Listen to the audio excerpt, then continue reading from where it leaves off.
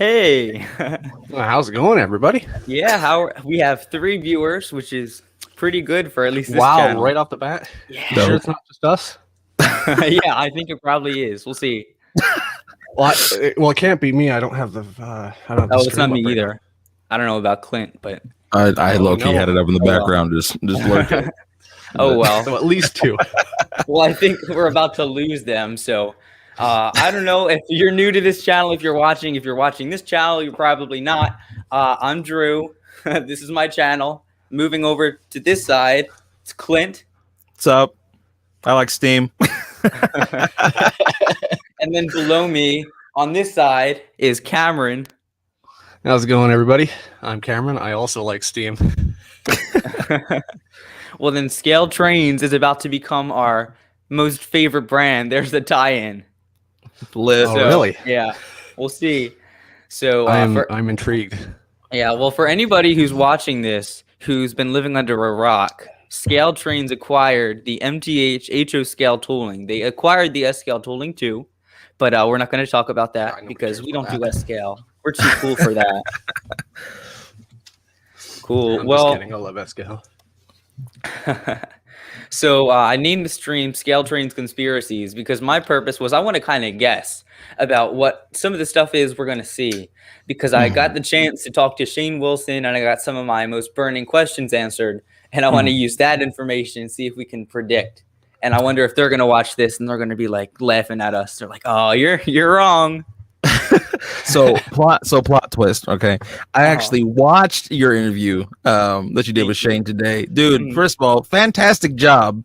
It was a phenomenal interview. And also, let me say, honored to be here. Thank you so much. This is the first time anyone's actually invited me to be on their channel, so this is really cool for me. Yeah, bro. But yeah, I actually, believe it or not, I took down some notes. There were some interesting things that I saw that Shane said. And I'm gonna let you kind of lead the way, but there's definitely a couple of things I want to bring up, and I don't know if he's gonna watch this later, but hopefully he does. Yeah, they left a comment earlier, so they might. No I don't pressure. know.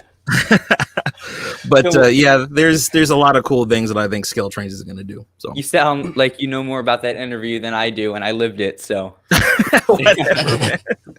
I have a really bad memory. I think I need to go to a doctor or something. I don't know. Listen, I cheated. I looked at the whole video like a couple while I was at work today, so it was only a few hours before I came here. So I'm prepped. So I didn't watch that interview, but I got myself a Scaletrains model right here, just sitting for support. That's good. What model? I got the rivet counter -9 here for N scale. Fucking beautiful. Oh, excuse my language. The one Scaletrains model I have is the UP water tender with the American flag on the side. See, I didn't pick that one up. That's one really? I was. Of Yeah, all the things. Well, see, I got the turbine, so it came. Counts. So yeah, You it came get with the credit, tender behind it, so I can kind of cheat and just make it work, you know. But Yeah. Same thing, really. yeah, pretty much. But so, Drew, So- what do you want to start with, bro? Where do you want to take us first? Well, I think we should start with the Steam and the order everything's going to come out, and when it's going to come out. I think that's the number one thing that a lot of people are, I don't want to say worried about, but that's the one thing everybody's asking about, you know? Right. Yeah. From what it was sounding like, so, and I really like the interview because it kind of gave perspective on the business side of things, which I feel like a lot of people, including myself, forget about in the hobby. But it seems like, so what he was saying is that the engines that they're going to choose are ones that they know that they're going to be able to sell. They're obviously going to want to recoup a lot of their money back on those molds. So the two that stuck out to me, and the two that he kept repeating over and over again in the interview that you did with him, Drew, were the NWJ 611 and then also the Southern Pacific Daylight, the GS4. So those two, I could see potentially maybe the Daylight coming out first. It kind of depends. Here's the deal. It's going to depend on kind of the market. So like if someone else, let's say Bachman or Broadway Limited, they do another run of J's, because I think that he was scheduling for these to come out mid next year. I think like late spring. Well, he was thinking late next year is the earliest we could see a physical model, if I'm correct, but don't quote me on that. Right. Summer. So I probably late next year is probably when the first that we'd actually be able to have one in hand if we're lucky, hopefully by Christmas. But I think that it is, once again, it's going to depend on if the market is saturated with, with what models the market is saturated with. So Yeah. like I said, if everyone's starting to come out with J's, they may not want to do a J. They may want to do a daylight and kind of throw something else in out there, because I don't really think anyone's doing the daylight right now. Well, the only one we've had for a while is the Bachmann one. And like Bachmann doesn't necessarily make runs. They just have stock all of the time. So I don't really think yeah. And even I don't think Bachmann and Scaletrains have the same market. I think even if Bachmann were to run an improved J class or an improved daylight, then I still think that it wouldn't be too much of the market absorbed into it to not justify Scaletrains doing the run. You might be right about that, because I'm remembering back at the train club, like there were people, like they would look at the MTH daylight and then they would look at the Bachmann daylight, be like, MTH is just too rich for my blood, so I'll just buy the Bachmann.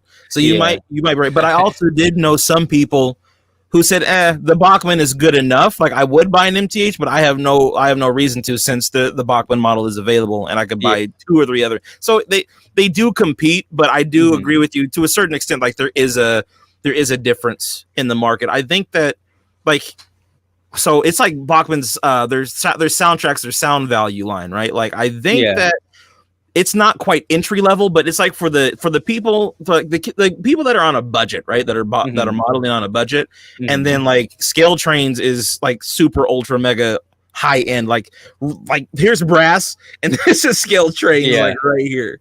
So well, the motor might give it an upper level, so I don't know. What's funny though about Scaletrains is that their price is actually like it's not bad. It's really affordable. Oh yeah. My rivet counter here costs it was only like $30 more than my Kato's.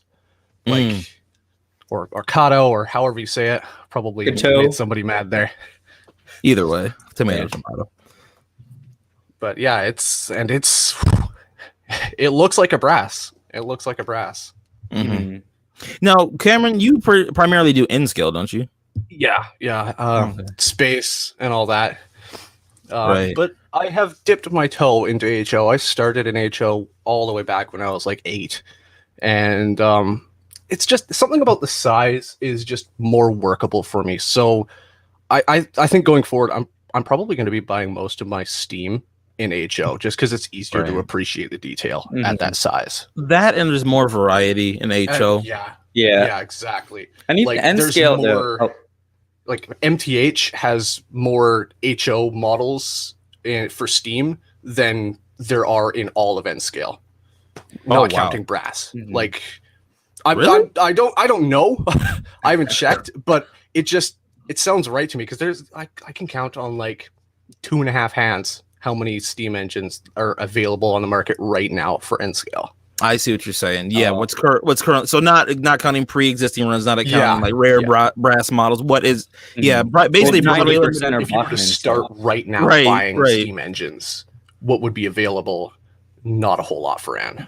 The only thing that I can think of that's available on N-Scale right now is like Broadway Limited's M1B, and then the Mikado, and then Bachmann's. I think they've got a Berkshire. Bachmann have a few nice ones. They got the Berkshire, the Hudson. Bachmann did an N-Scale Hudson. Yeah, the Hudson. Yeah, I was just about to say that one looks really good. They've got the K4 too. They've got a lot of really nice steam engines. All of them are on my bucket list. Like I'm getting. Especially the Hudson, I'm getting soon. I want to get that one as soon as possible. Well, back to Scaletrains, we're going to lose some people. Well, I feel like all in all, Scaletrains and Broadway Limited are the 2 super detailed steam locomotive people out there when you take out MTH. And I feel, Scaletrains hasn't made a steam locomotive yet, but they will. But I feel like Scaletrains and all the features and their prices that they can make these things happen, I feel like they're going to give Broadway Limited a real run for their money. There's definitely always going to be a place for both. I would say so. Here's the thing, okay? And this is, I was talking to my friend Adam about this the other day too, is that right now, what kind of seems to be going on is there seems to be like a bit of a drought in HO scale for steam locomotives right now. Well, this is because of COVID shutting everything down. The production delay. This is when we're feeling it. That's part of it. But what I mean is not necessarily like available models right on the market. But what I mean is like new molds. Like we haven't really had a lot of new molds for steam locomotives. Like I'm trying to I think the only company that's really been pushing out new molds in HO scale has been not Bachmann, Broadway recently. Bachmann's been doing they tooled the Hudson, they retooled an 060, so that was new tooling. So I mean, I would definitely, it's not something I'm interested in, but it's definitely not something that I would overlook.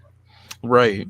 But the thing is, getting back to Scaletrains though, like getting back to the first question here is that what are they? So what order do we think they're going to come out with some of these products? Right. Yeah. So it's like, yeah, back to that. So it's really it's a tie between the J and the Daylight. I know those two will always sell, and I remember that's one of the. Go ahead. Well, he didn't mention the Daylight so much as he mentioned the Challenger and the Big Boy, but that all depends when Broadway Limited feels like coming out with their new run. Are you talking about? Wait, I'm sorry. Are we talking about Scaletrains or are we talking about Broadway? My bad. Oh, I was talking about Scaletrains. I think we're talking about different things. Are we? Yeah, I was talking about Scaletrains because they don't. Because I thought he was saying that it was going to be either between like 611 or 4449 for like the first couple of releases. I heard Challenger too. Like he was thinking about some of those bigger things. I don't know. Actually, you're right. He did say Challenger. That's another one that's up there. But I think basically any steam locomotive that's currently in operation, right? They're probably gonna pump those out. So I would say the first four, regardless of order, but the first four you're probably gonna see are the J, the Daylight, the Big Boy, and the Challenger, right? And then and then after that you start getting to slightly more obscure stuff, right? So they've got the K4s, they've got the K4 tooling, which is I'm excited for that because that's going to be fun. The 412-2, I'm curious to see what they're going to do with that, if they're going to reproduce those. And then they've also, I mean, I'm just trying to think here, looking back at my shelf, like they've got the GG1. I know that's not steam, but like there's so many really nice models that they have. There's another one I want to throw in that bucket because they're tooling their own steam locomotive right now. And they did that before they started that project before the MTH acquisition. So I feel like that might be the first we see. Or maybe the announcements at the same time. You think they're gonna, the steam engine that they're producing that's been in production, you think they're gonna come with that one first? I feel like it could, because if it's already in tooling, because he said they need to tool the driving rods, they need to redo the paint. When you push something into tooling, you already have sourced the driving rods and you have the paint work together for the most part. So I feel like it would be most safe to think that the one that is most farthest along the production line. So here's the thing, and this was my understanding, and I could be wrong. I remember him saying that the engine the steam engine that they've been working on is 2 years out. So they're not going to even be announcing that till 2020. Really? Yeah. Wow. So if it's another 844. Oh my God. I might have to disown Scaletrains if it's another 844. Well, hang on now. It depends on how good they do it. That's if they have a good one, that's true. Like imagine, okay, and we'll probably get into this more later, but imagine they come out with like a Union Pacific FEF, right? And it's got firebox flicker, lit marker lights, lit number boards, smoking whistle, okay, smokestack, all that stuff, cab light, all of that, right? Just things that you don't normally get in a model, all right? And they put that museum quality touch on it, dude. That's gonna be sick. That's what they're being super modest right now. They're saying, "Oh, we're not going to upgrade it," but I think they're going to do some stuff. Like maybe they're not going to change the tooling, but they're going to put some lights in there. Like I don't think they're just going to rerun everything cookie cutter. I think they're going to put their own touch on it. Sorry, for the MTH? For the MTH tooling, yeah. Yeah. So so when it comes to the MTH, like I don't think you're going to see like a lot of exterior details, right? Like you're not going to see like them moving any valves or pipes or anything around on the model because that would, it's like how tooling is done. like he was saying in your interview with him, that would just cost too much money. Like at that point, you might as well just make a new mold. Mm-hmm. But like you said, I think it's the features. It's the features that you've really got to pay attention to. Like, okay, are they going to keep the smoke units? That's the thing, because that was a patent and that was a lawsuit between MTH and Broadway Limited. Mm-hmm. So when I asked him this question, and I don't know if this was intentional or it was just we moved on in the conversation, but I never really got a clear answer. So I think that's just my forgetting the question. But I wonder if they got it. I really hope they did. Yeah, Clint, I was watching your review on the Big Boy last night, and the smoke unit on that thing is beautiful. It's gorgeous. I noticed a few things with the model that could have been done a little bit better, but the smoke unit was definitely one area where no improvement. Like that, it's as close to real as it can get as it is right now. And I'm just wondering, once again, what they're going to be doing with, like, once again, we don't know if they actually acquired the patent to the smoke unit. Yeah. But I think that kind of ties into one of the other questions you asked Shane, which was like with the features that he wants to see in model trains going forward. Yeah, because then that was one of the things he couldn't really tell. Yeah. Right. But he said that he had something in development, and I have some speculation on what I think that is. I'll get into that later. I think that could be the steam then.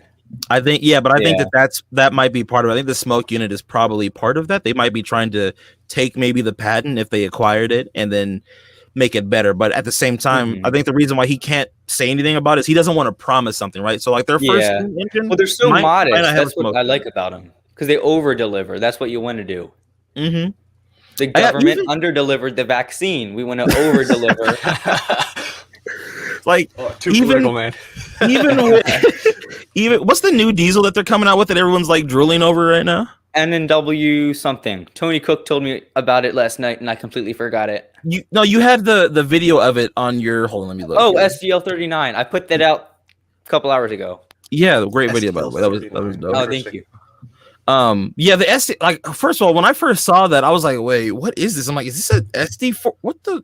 Like, it's got 3 trucks, but it looks like a Jeep 40. What is this? But it's so cool. Like, I didn't think much of it. I thought it was just another Jeep, because we recorded that episode last night, and I really thought not much of it. And then I look at the photos up close, and Tony tells me all about it, and I'm like, this is really cool.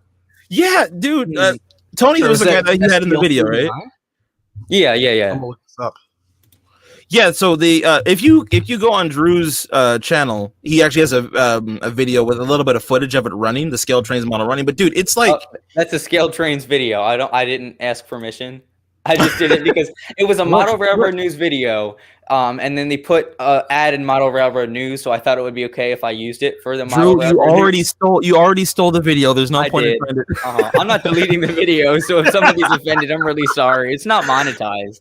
Listen, Drew, there's no point in apologizing. You just got to own it now, okay? You stole their content, and now. Yeah, I'll make a Twitter apology. I'm seeing a lot of Milwaukee on the on Google Images here. That's because it was a Milwaukee engine. So unique Milwaukee? Yes. Kind of. Well, yeah. So apparently it was designed to run on branch lines. And it had something to do with the load distribution, the weight distribution on the engines. So they wanted to basically have not necessarily bigger engines, but they wanted, I guess,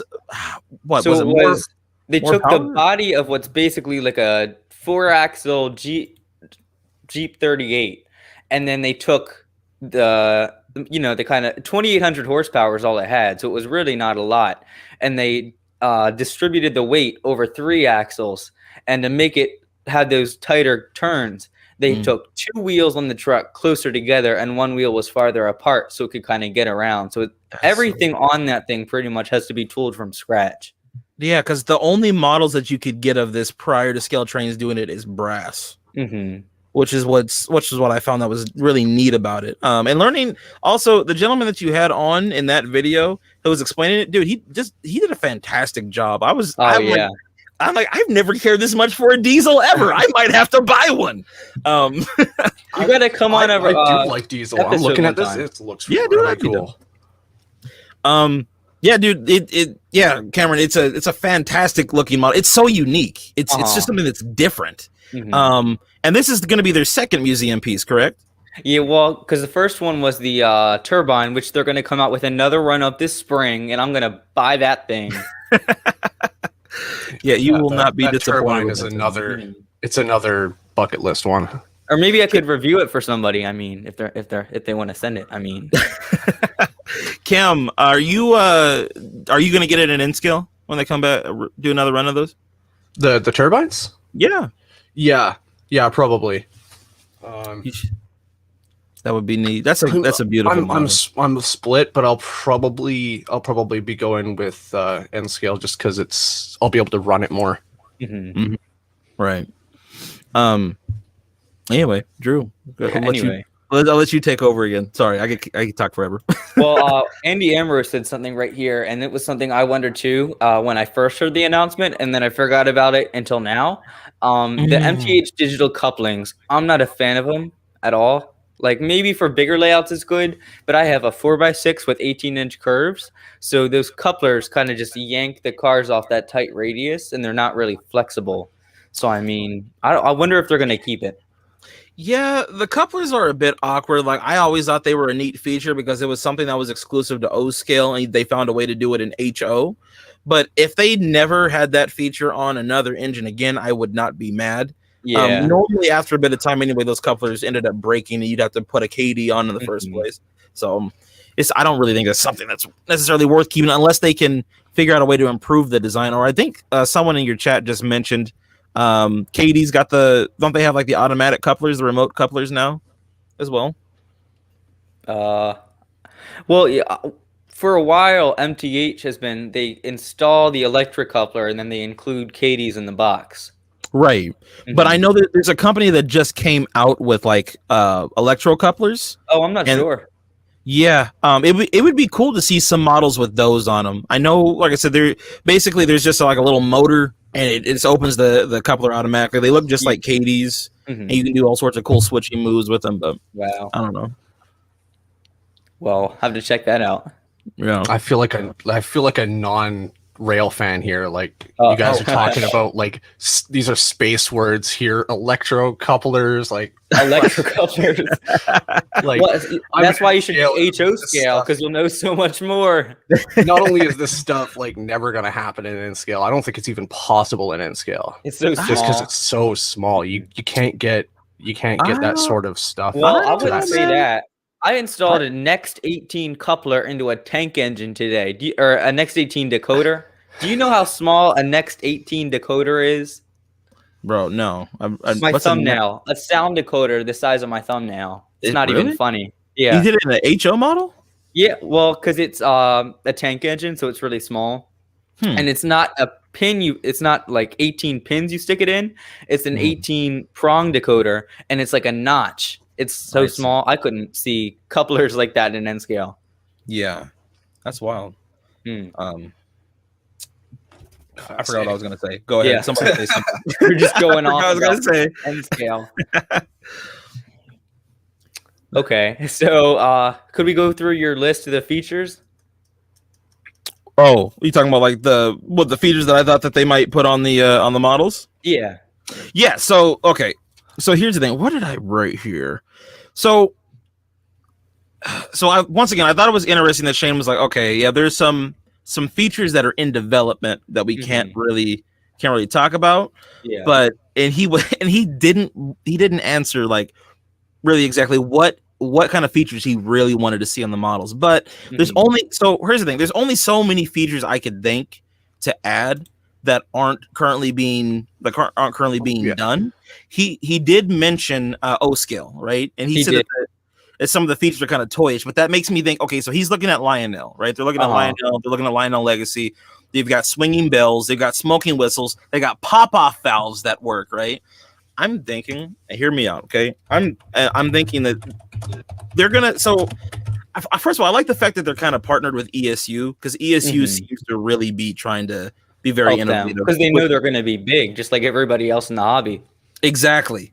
But the thing is, it's just like I think that ESU and Scaletrains, they work so close hand in hand. They're going to figure out a way to incorporate some really awesome features. For instance, what I was thinking, and I've talked about this on my podcast as well, right?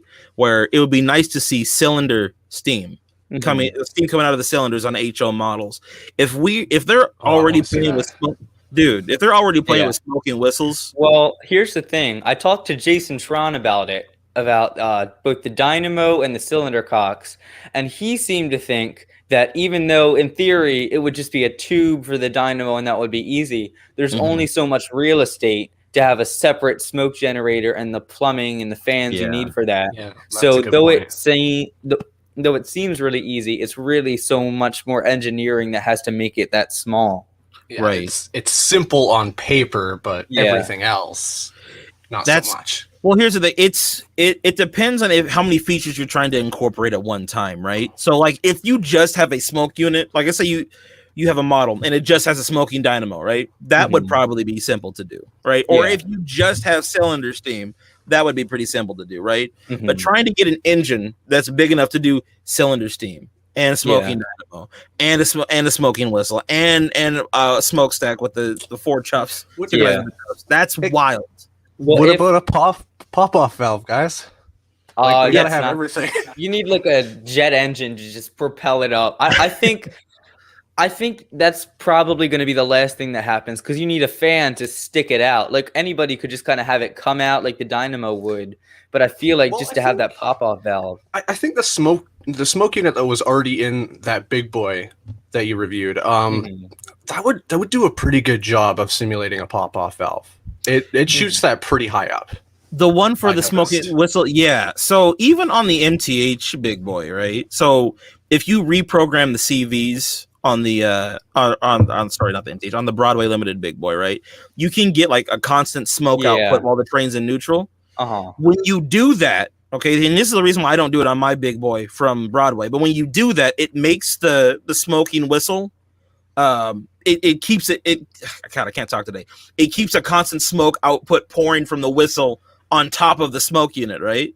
So it just looks really weird. So like your smoke's flying out from the smokestacks and your whistle is shooting out, right? But if you designed it to where, okay, I don't use my smoke.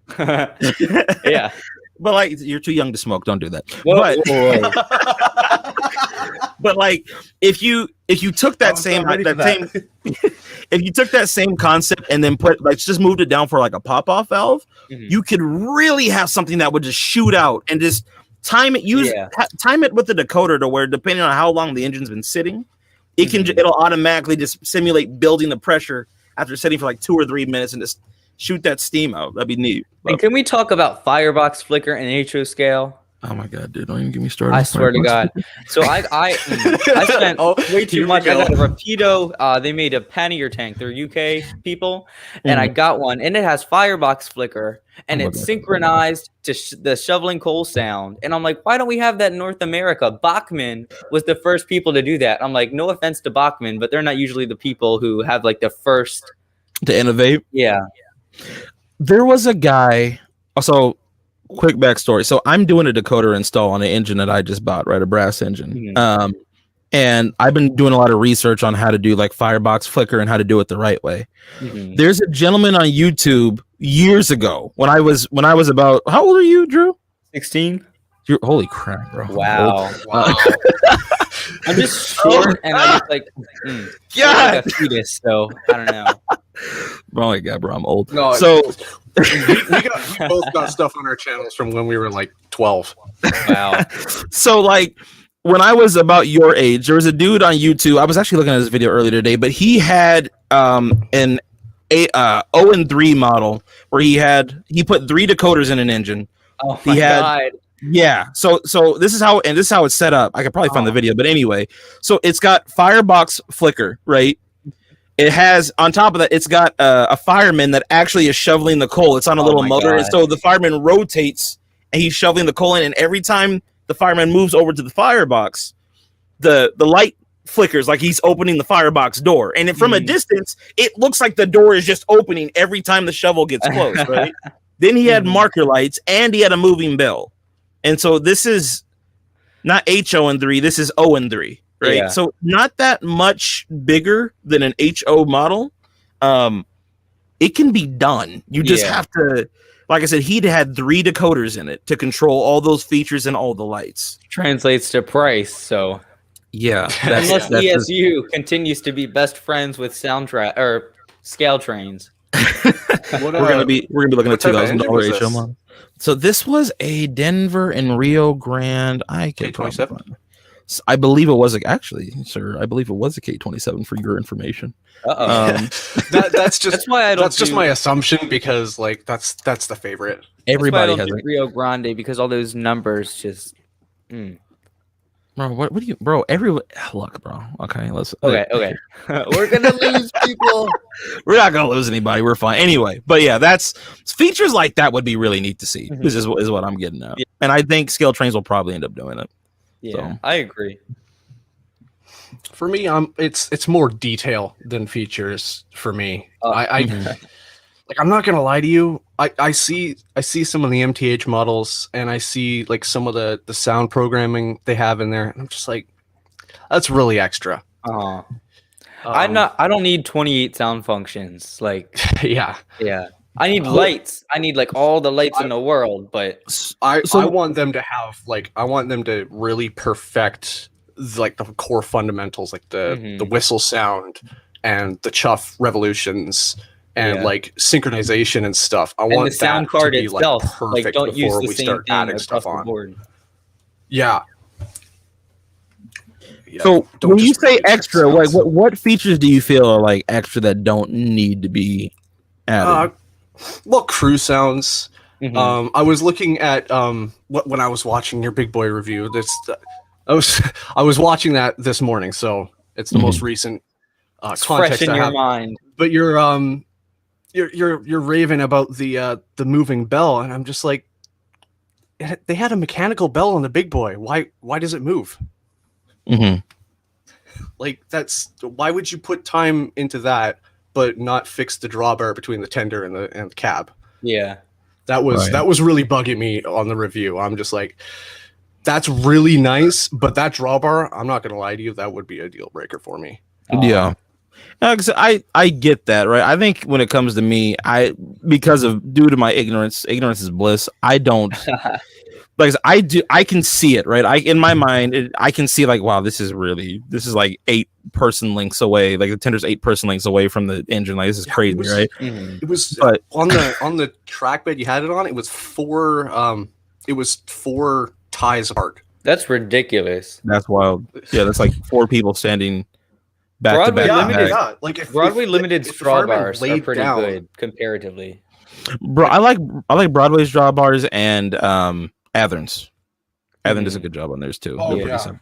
I was comparing it to my Athern. I'm like, wow, the Athern is like, it's right there. I've got the MT4. If you look at a picture of the MT4, it's exact like 1 for 1. Like. My Challenger, the tender spacing's good, but then how they made the wheels kind of some wiggle room. That whole Challenger tender works on 18-inch radius curves. It's ridiculous, and it looks like half decent. What you put in the chat here, Clint? Actually, you guys want me to share my screen real quick? Let me. I can show you this real quick. So, I have no idea how it'll look right. I got it, bro. Don't worry about it. I got it. Hang on. So let me do share video screen. Share screen. Okay, share screen. Come on now. All right, we're gonna share this one. Okay, so can you guys? Yeah. I got you. Let me see it. Okay, so check this out. Right, it worked. So this is the model. It's actually a C19, I believe. C19, yeah. So this, I'll keep the sound kind of. Actually, I'll keep it off. But this is the model I was telling you about. Oh, right? Okay. So I feel just. Clint, you said that's a little bit bigger than HO, but it's like 0-3.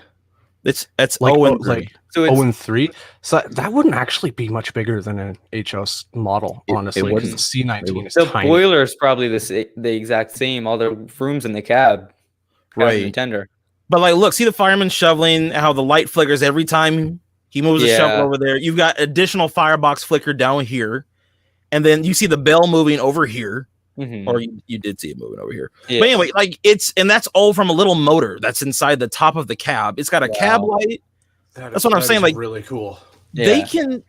Even the guy back here on the tender's got a light in his hand, bro. Marker lights here. Like it's a fantastic model. I feel like if there's one engine we're going to see this on mass produced first, it would be the big boy or the Challenger. I don't think we're going to see it on anything small. I don't here's the thing. I don't really think they're going to mess with those features on the MTH models. I think that I think what they're probably going to end up doing is they're going to create a new price point for a lot of the MTH stuff. Like he was saying, I think their rivet counter models, the MTH kind of stands up to rivet counter quality. But I don't really think that they're going to do much changing with the MTH molds or just much. The most interesting thing that you're going to see from that is probably the sound. Like I said, you'll probably still have the lit marker lights, maybe they'll add a firebox flicker, right? Maybe something to that. But I think the engine, in terms of steam locomotives, that you're going to really see like the greatest innovation, the greatest improvement out of is whatever they've been working on for the last couple of years. The project that they plan on promoting in 2023. So. I think I'm curious to see what that's going to be, because when they talk about it as being a big steam locomotive project, everything's pretty well covered. So unless it's like an E7 Atlantic or a Camelback, dude, it's going to be a surprise to everybody. Hang on. Here's the thing, though, right? Like it's got a 262T. It'd be so lit. I want one of those so bad. Do you know what a 262T looks like, Drew? Yeah. That would be like. Here's the thing, and this is what I wanted to bring up, and this is kind of goes into a point that Cam brought up earlier, right? About like models or not models, about detail, right? Yeah. Here's the thing about Scaletrains that makes them unique as a company. They are dedicated to filling in certain niches, right? Certain markets that aren't being filled. So, like Shane was saying, that they kind of focus on everything kind of 70s. Upwards, so not quite modern, but basically, but it seems like it's anywhere between like the 70s and the 90s is kind of like their pocket, right? Yeah, well, that's what I feel like. Talking about the market, just a side note, Rapido seems to take up to the 70s and 80s, and then they seem to take 70s and 80s on. So I feel like there's a bit of an overlap, but I don't ever think they're going to directly compete against each other. Well, probably not, because Rapido is like, that's mostly Canadian. Well, not really. Like if you look at their projects right now, like it's a good 50-50. I've been out of I'm honest. I'll be honest with you. I took a break from the hobby for a couple of years, so I'm kind of getting brushed back up and everything. I don't really know what Rapido's been into outside of that. Dude, it's the same here. Outside of that. Break. Well, take it from somebody who's been covering Rapido stuff on YouTube and stuff. So I know you're a big fan of Rapido, aren't you? Yeah. That's dope. Well, speaking as a Canadian, we've got a lot of pride in our little model train company. Everybody in Canada, every convention, every train show, just nothing but praise for Rapido. Wow, dude, really? I'm gonna give Rapido. They do the Canadian stuff. It's not just a Gevo or an Ace in CP. It's like the CP engines. I live right next to Bachmann, and they don't give us anything. Like all the train shows up here, you don't hear about Bachmann. Here's the deal, right? I love Bachmann. I do. They are good for people who are really trying to get into the hobby at a lower price point and still have some of the higher end features like DCC and sound. Yeah. Like when I was younger, when I was Drew's age, like I bought a fair amount of Bachmann models because they had decent detail, they could pull pretty well, and they had good sound. At the time, it was some of the best sound you could buy. But I think Bachmann, they will always have a place. And also, what was it? Didn't Bachmann just come out with some new Amtrak diesel or something? That like it's the Charger, yeah. That Northwest Railroad, Aaron Adams. I invited him tonight, but he couldn't make it. He reviewed them for Model Railroad News. So, fellow Model Railroad News person, if you want to put something in the chat about how good they are, I don't know. I'm sure it's awesome, but I'm going to be honest with you. I hate the Charger. Me too. It replaces the P42. It looks like a can't have that. It does. It looks like a bus. I cannot take it seriously. It looks so silly, especially next to the Superliner cars. double decker, and then you got this. It looks like a bus from Berlin on the head of an. They're gonna stick a double decker on it, and there's gonna be people looking at the side. You know, here's the thing though about that engine. Like, it's cool because all the lights, like that's what attracts me to it, right? And I think Bachmann did a really good job of like all the little different lights and everything that they put in there to really make that model. It was amazing. That was really, really good. But this is about Scaletrains, gentlemen. Somebody in the chat mentioned Northern Pacific Northerns. That would be a really good idea. I have no idea what that is. I just heard Northern twice in 3 words. And like the SP&S 700 and stuff. Well, like Broadway just dropped their model. The Broadway just dropped their model, the SP&S 700, and it's. What I want to see is the Northern Pacific ones, because we've seen lots of SP&S 700s, but we haven't seen a whole lot of like the true Northerns, the original Northerns. They made a great Northern version as well for the Broadway run, the brass hybrids, or Northern Pacific, excuse me, not Great Northern. Yeah, I remember that. Yeah, but you know, if we're going to be overlapping here, that would be a nice one to overlap, because there's already a lot of overlap when you're talking about like GS4s and FEF3s and stuff. There's not like the Broadway Northern Pacific and SP&S is really nice, but that's the only one I can think of. When you're not going into actual brass, that is. But so I just remembered. Okay, so this is the point that I was trying to bring up earlier, right? So going off of that about Scaletrains, their niche is filling in gaps in time that aren't really covered very well, right? And they're also really good with like era specific detail. And so just give me a minute to kind of break this thought down, because I was thinking about this earlier today. So Shane, I understand. So here's the thing we got to think about, right? The business standpoint. They need to make models that are going to sell, but at the same time, we don't want to keep making the same, every company just making the same trains over and over again. And Scaletrain seems to find a way to find really obscure models, but like market them to the public in a way that makes people want to buy them. Like, for instance, this new diesel that they're coming out with, I never heard of it. I don't even buy diesels like that. I might pick one of these up, right? Because what Scaletrains has done is they've been consistently producing quality product, right? And I think that's the more. I think, watch this. This is my prediction. The next couple of years, you're going to see their reputation just grow and just expand, and just people, their confidence growing. Go ahead, jump in. I think Scaletrains is the model railroad equivalent of Apple. It's the same thing. It's not the same thing. It's the same prototype. It has the same purpose as everything else, but it's done in a much sleeker way. It has some different features. It's presented very well.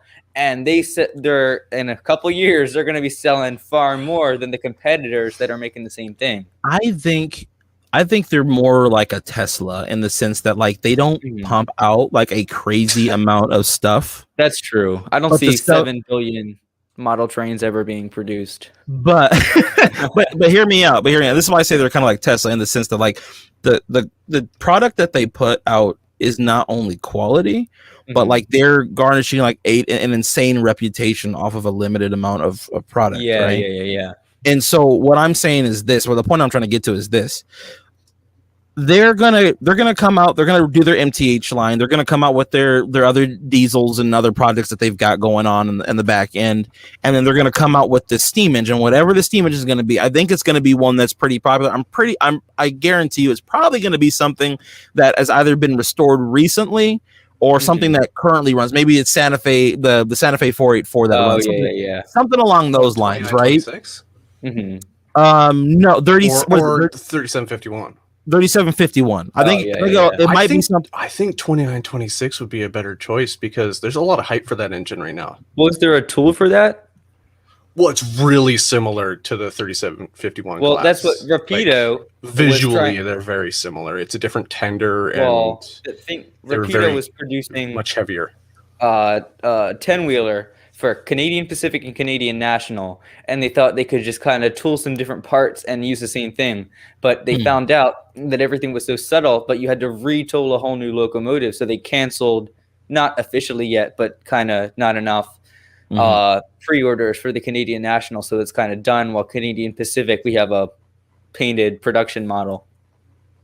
Right, but think of it like this, right? And this is what I'm trying to get at, is that I think that what you're gonna see from Scaletrains, once they've established they've cemented their brand, they just consistently put out quality product. Maybe they're even re-releasing some of the old MTH molds, but they're doing something different. They're putting their own spin on it, making it better, right? With whatever sounds and features, right? Once they've done that, and after they put out this first whatever is going to be rivet counter or museum quality steam engine, after that, then it's going to be like, okay, we've got a really awesome following. People love our products, and we're known for doing niche stuff. Yeah, I know that they want to stick with locomotives that they know are going to sell well, but I think what they can do, there's so many engines, right?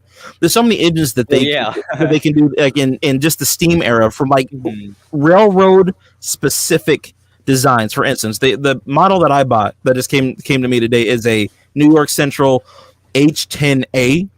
And so basically it's New York Central's Mikado, and it's an awesome looking engine, right? I love that thing. So it is such a beautiful little engine. It's got so many little pipes and pieces and valves and everything going everywhere, right? I could see Scaletrains. So they basically, if you just pick like popular railroads and you just focus on making like railroad specific models from really popular railroads. With like I said, and by this point in time, they'll already have the reputation of doing obscure stuff. I think that that'll be like that'll be a market that hopefully they'll go into. Like they'll do designs of things that haven't been done a whole lot, right?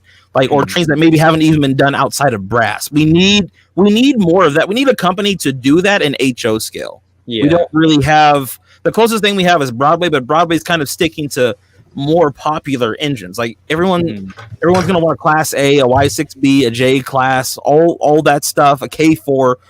There's nothing wrong with that. No, there's not. Business point. No, there's not. From a business standpoint, you need those models. But Scaletrains is building their reputation off of obscure models, and I think that because of that, people will be inclined to buy it, even if it's not necessarily their railroad. They might be inclined to buy it because Scaletrains does it so well.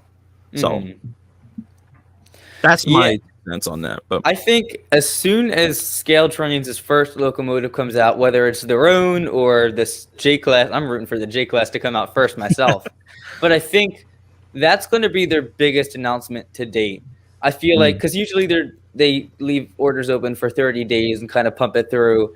I think this is going to be the order deadline open for a while. And I think they might even wait until train shows happen so that they can, like, train shows coverage from that's amazing. And you have all these small YouTubers just getting it out on the internet. I think that's going to be something that even if they have it ready, they're going to wait until COVID's over so they can get it out and show it to people and just spread that out. Well, we'll see. Well, it depends how long COVID lasts. But we'll see how long we're. I wanted to ask Cam something because Cam brought up something earlier that I thought was kind of interesting. And Drew, I want your thoughts on this too. What do you think Scaletrains could do in conjunction with ESU to improve sound in HO scale for steam locomotives? Because they did it with diesels with that turbine. The fact that every time my engine goes over the switch, like you hear the wheels clack, that's crazy. But like, what do you think they could do for steam locomotives to like improve the realism of the sound? Well, like I said in was it last week's stream? We were in the chat. Just the transition between different, I guess you could say, phases. I'm struggling to find the wording for this. I worded it really well in the stream, but like just the fluidity of the sounds. I've noticed even the high quality decoders, when you get up to higher speeds, it kind of takes you out of it because it's still playing pretty much the same revolutions from when you started, but just when you're in idle. Yeah, real steam locomotives do not sound like that. No, they change, and you've got all these different layers of sounds on top of it. You've got things like the blower, the dynamos, the compressors, and a lot of those are featured, but some of them aren't. I haven't really noticed. I haven't really noticed one with a good like a good blower sound. This is what it sounds. Let me throw something in there, and then Drew, I want to get your thoughts on this too. But this is what it seems like to me with the steam locomotives, and Cam, you were the one who pointed this out to me last week on my stream, and made me think in this direction. But it seems like when the steam locomotives start getting up to speed, the reason why the trains sound good, but the reason why there's a lack of details because there's so many other sounds that are audible as a result of the train's movement. So in other words, because the steam engine's going faster, like the certain parts of the train are responding different because of that sound. And so if you had more wheezing noises and more different things clanking and everything like on a real steam engine while the train's going up to speed, instead of just hearing the chuff and the dynamo kind of in the background as the trains get up to speed, but you've got more of these auxiliary sounds just kind of playing while the engine's getting up to speed, and you're hearing different sounds the faster you go, like on a real steam engine.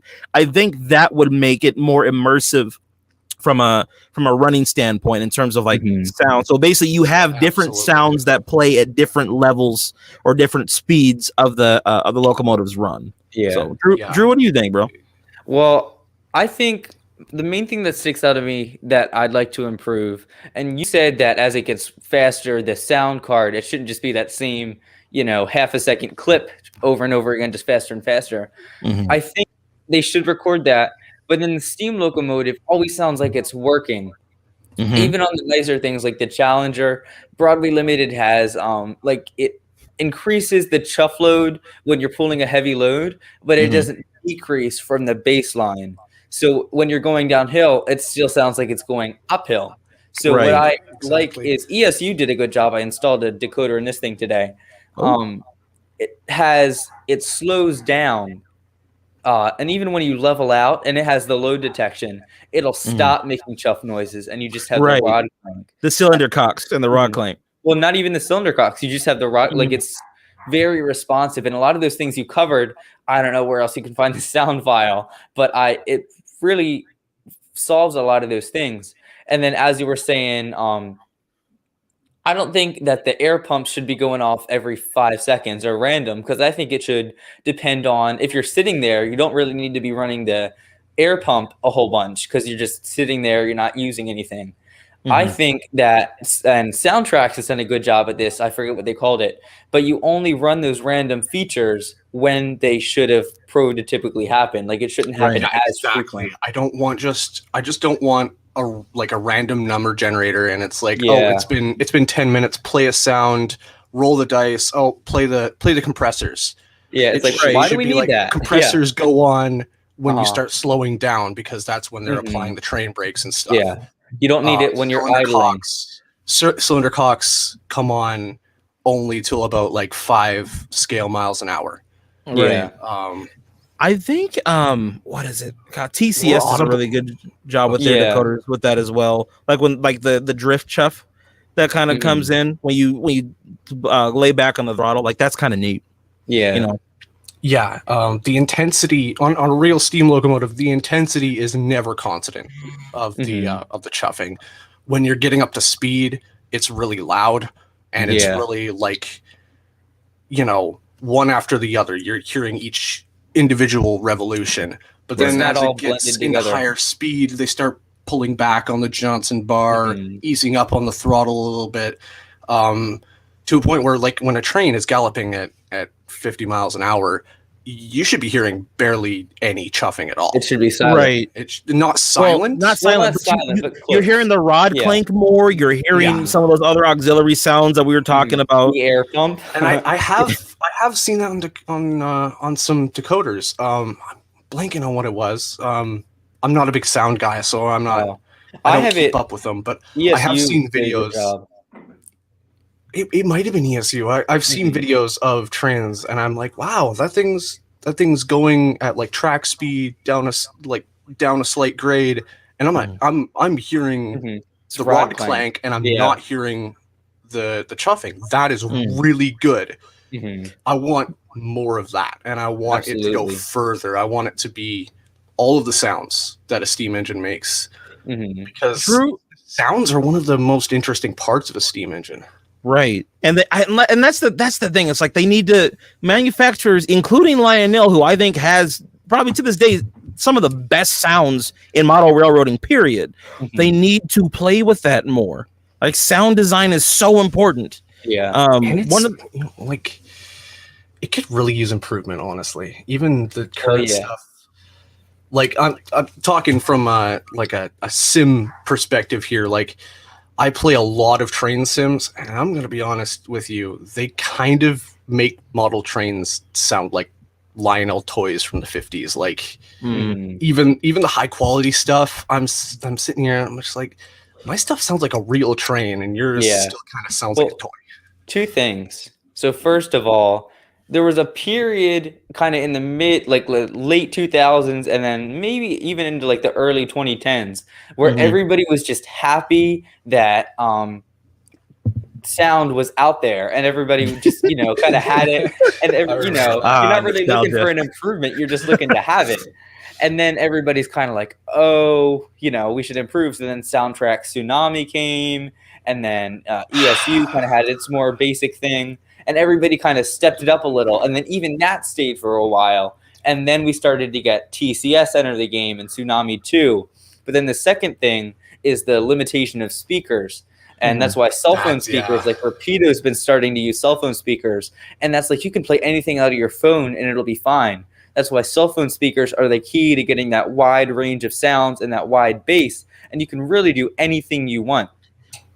So here's the thing. It's funny that you bring up like how people like 10 years ago, how people were looking at sound. So, and this is something I was going to bring up too, was so you would have, so, okay, you said you're 16, right?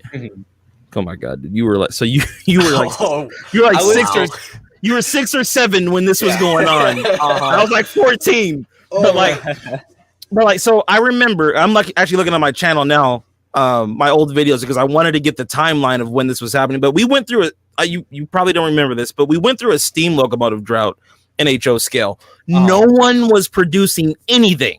The only models, Walther's Proto Steam happened in that period.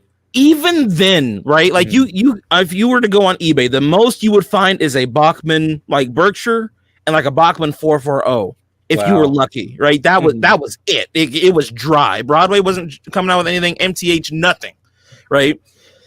At the time, like you were saying, we weren't really so preoccupied with like, okay, improving the sound quality per se. Like we had basically you had QSI, you had Tsunami, and you had MTH, and you had Blue Line by Broadway Limited, and that was kind of transitioning into Paragon 2. And so, yeah, you had like early Paragon 2 models, and those were like the 4 main decoders you had to work with, right? Yeah. But like now, and this is the cool thing. This is the beauty of the hobby, right? Now we're transitioning. So here's the deal. When TCS came out, that changed the entire game. TCS changed the way we do, like all the companies did sound. I remember when TCS came out, the people that were in the hobby at the time, I said, I guarantee you what this is going to do. This is going to force other people, other competitors to step their game up. And then what happened? We got Tsunami 2, ESU Lock Sound came out with their American files, all this stuff, right? Now because, so here's the deal. Now because the playing field is starting to become so even, like things are getting close. Did I just catch you slipping? Hold on. The quality is like really good across the board, pretty much around all the manufacturers. Now it's going to be like, okay, who's going to innovate the sounds now? Now we've finally gotten to a point where like the quality is good. Like the trains sound like real trains, but they don't fully operate like real trains yet. Yeah. And that's where we're transitioning into now. That's where you're starting to see the beginning of that phase. Well, I think the big part of it is we still don't have the motors there yet. And that's just my 2 cents, because it has all the ESU, their latest, real drive is, I think that's what they call it actually. But it took me 2 hours to run in the motor to a point where I could get a relatively slow crawl. And I think that's, especially for the price you pay, I think it should be maybe either run manufacturing process, get better, or run it in a bit at the factory. But 2 hours to get to a relatively slow crawl is just kind of ridiculous. Well, here's the thing, bro. It depends on the model. Like when you get into brass and people that have like revamped old brass models, a lot of those models can run at ridiculously low speeds, right? Yeah. Like the really high end, like $1,500, $2,000 brass models. They've got really amazing motors in them that don't draw a lot of power and that can run at really low speeds. Even some of the nicer HO models, like some of the old MTH models. And I've even seen some Broadway models. They can really crawl. The motors it kind of depends on what kind of motor the manufacturer is installing. Yeah. I don't know how, like, for instance, with Scaletrains, I don't have enough of their product to really say, and I never really try to run my trains at slow speeds, but I can't really say how their motors are. However, from the one model I have from them, the turbine, everything seems to run really well at a crawl, but there's probably still room for improvement. Scaletrains low speed quality control is amazing. This rivet counter, it is this. I think it's tied with maybe my Kato SD40 for like the slowest running train I have. Oh no, actually no, that's probably my Proto 2000 Berkshire. Is probably the slowest one I have, but that is a really, really high bar. Those are amazing models. Okay, we've reached our peak viewership at 12. If anybody's thinking, damn, bro, we're popping. So don't leave. One of those is me. Try to no one go anywhere. Yeah, just stay. Everybody leave right now. Yeah, I'll end this stream right now. Randall Ellison said something dope in the chat. He said, I remember that Steam King. Almost no one had a steam locomotive except Bachman and Athern Roundhouse line. Those, yes, sir. Those were dark days. Those were very dark days. I don't remember them as well as you do. Because that was right when I was starting. How old were you around then?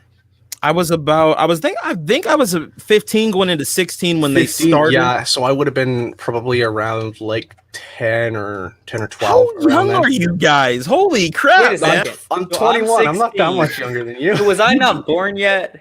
Yeah. Drew was still sucking on a bottle. Yeah. So. Yeah. You would have been like 4. But I remember that's when that was when I first started, and I remember when I got into the hobby, I always wanted Steam. It was always my dream. Like literally, I would have dreams as a kid of literally my mom would buy me and like a big boy. And I remember as a kid, I was always brokenhearted at every train show because there would never be steam engines, and if they were $600 to $1,400 brass engines. Yeah, they were like never something my mom would ever buy for me. Like, Drew, what's your experience at the train shows in your area? Is there a fair amount of steam there, or? The one I regularly go to is Greenberg Wilmington show in Delaware, which is probably the smallest Greenberg show, but it still takes up like a convention center, and you have 400 vendors there. So small is kind of 400 vendors. It's relative as far as small. Greenberg shows are pretty big. Time out. That's a small show for you? Maybe 300 vendors. I was gonna say, bro, 400. Dude, 400 vendors. Bro, dude, my train shows barely have 500 people there, like through the whole event. Oh, really? Yeah. Well, so relative to the Greenberg shows, then. So here's I live in Spokane, Washington, which is like 2.5 hours from the Canadian border. But like, you're in Washington? Yeah, we're in Washington State. I think we're in Pennsylvania. I swear to God, dude, bro. I'd be at Steamtown every day if I were in Pennsylvania. Come on. Me and Steam King are actually pretty close together. I'm the same amount of time in the other direction. I'm in BC. If you've ever heard of Vancouver Island, that's where I live. Oh, we get train shows a day, or not a day, a year. We get 2 train shows a year. Same. On a good year. Yeah.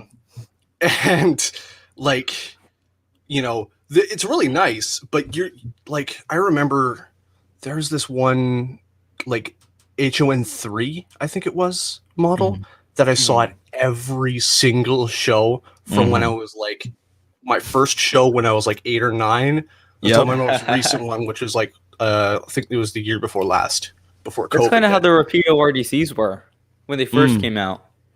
Especially, I saw that Santa Fe pair everywhere. You talking about like I got Aaron's location wrong too. He's in Washington, and in the middle, I thought he was in Chicago. I'm pretty sure Drew doesn't want Washington to exist either. Me either.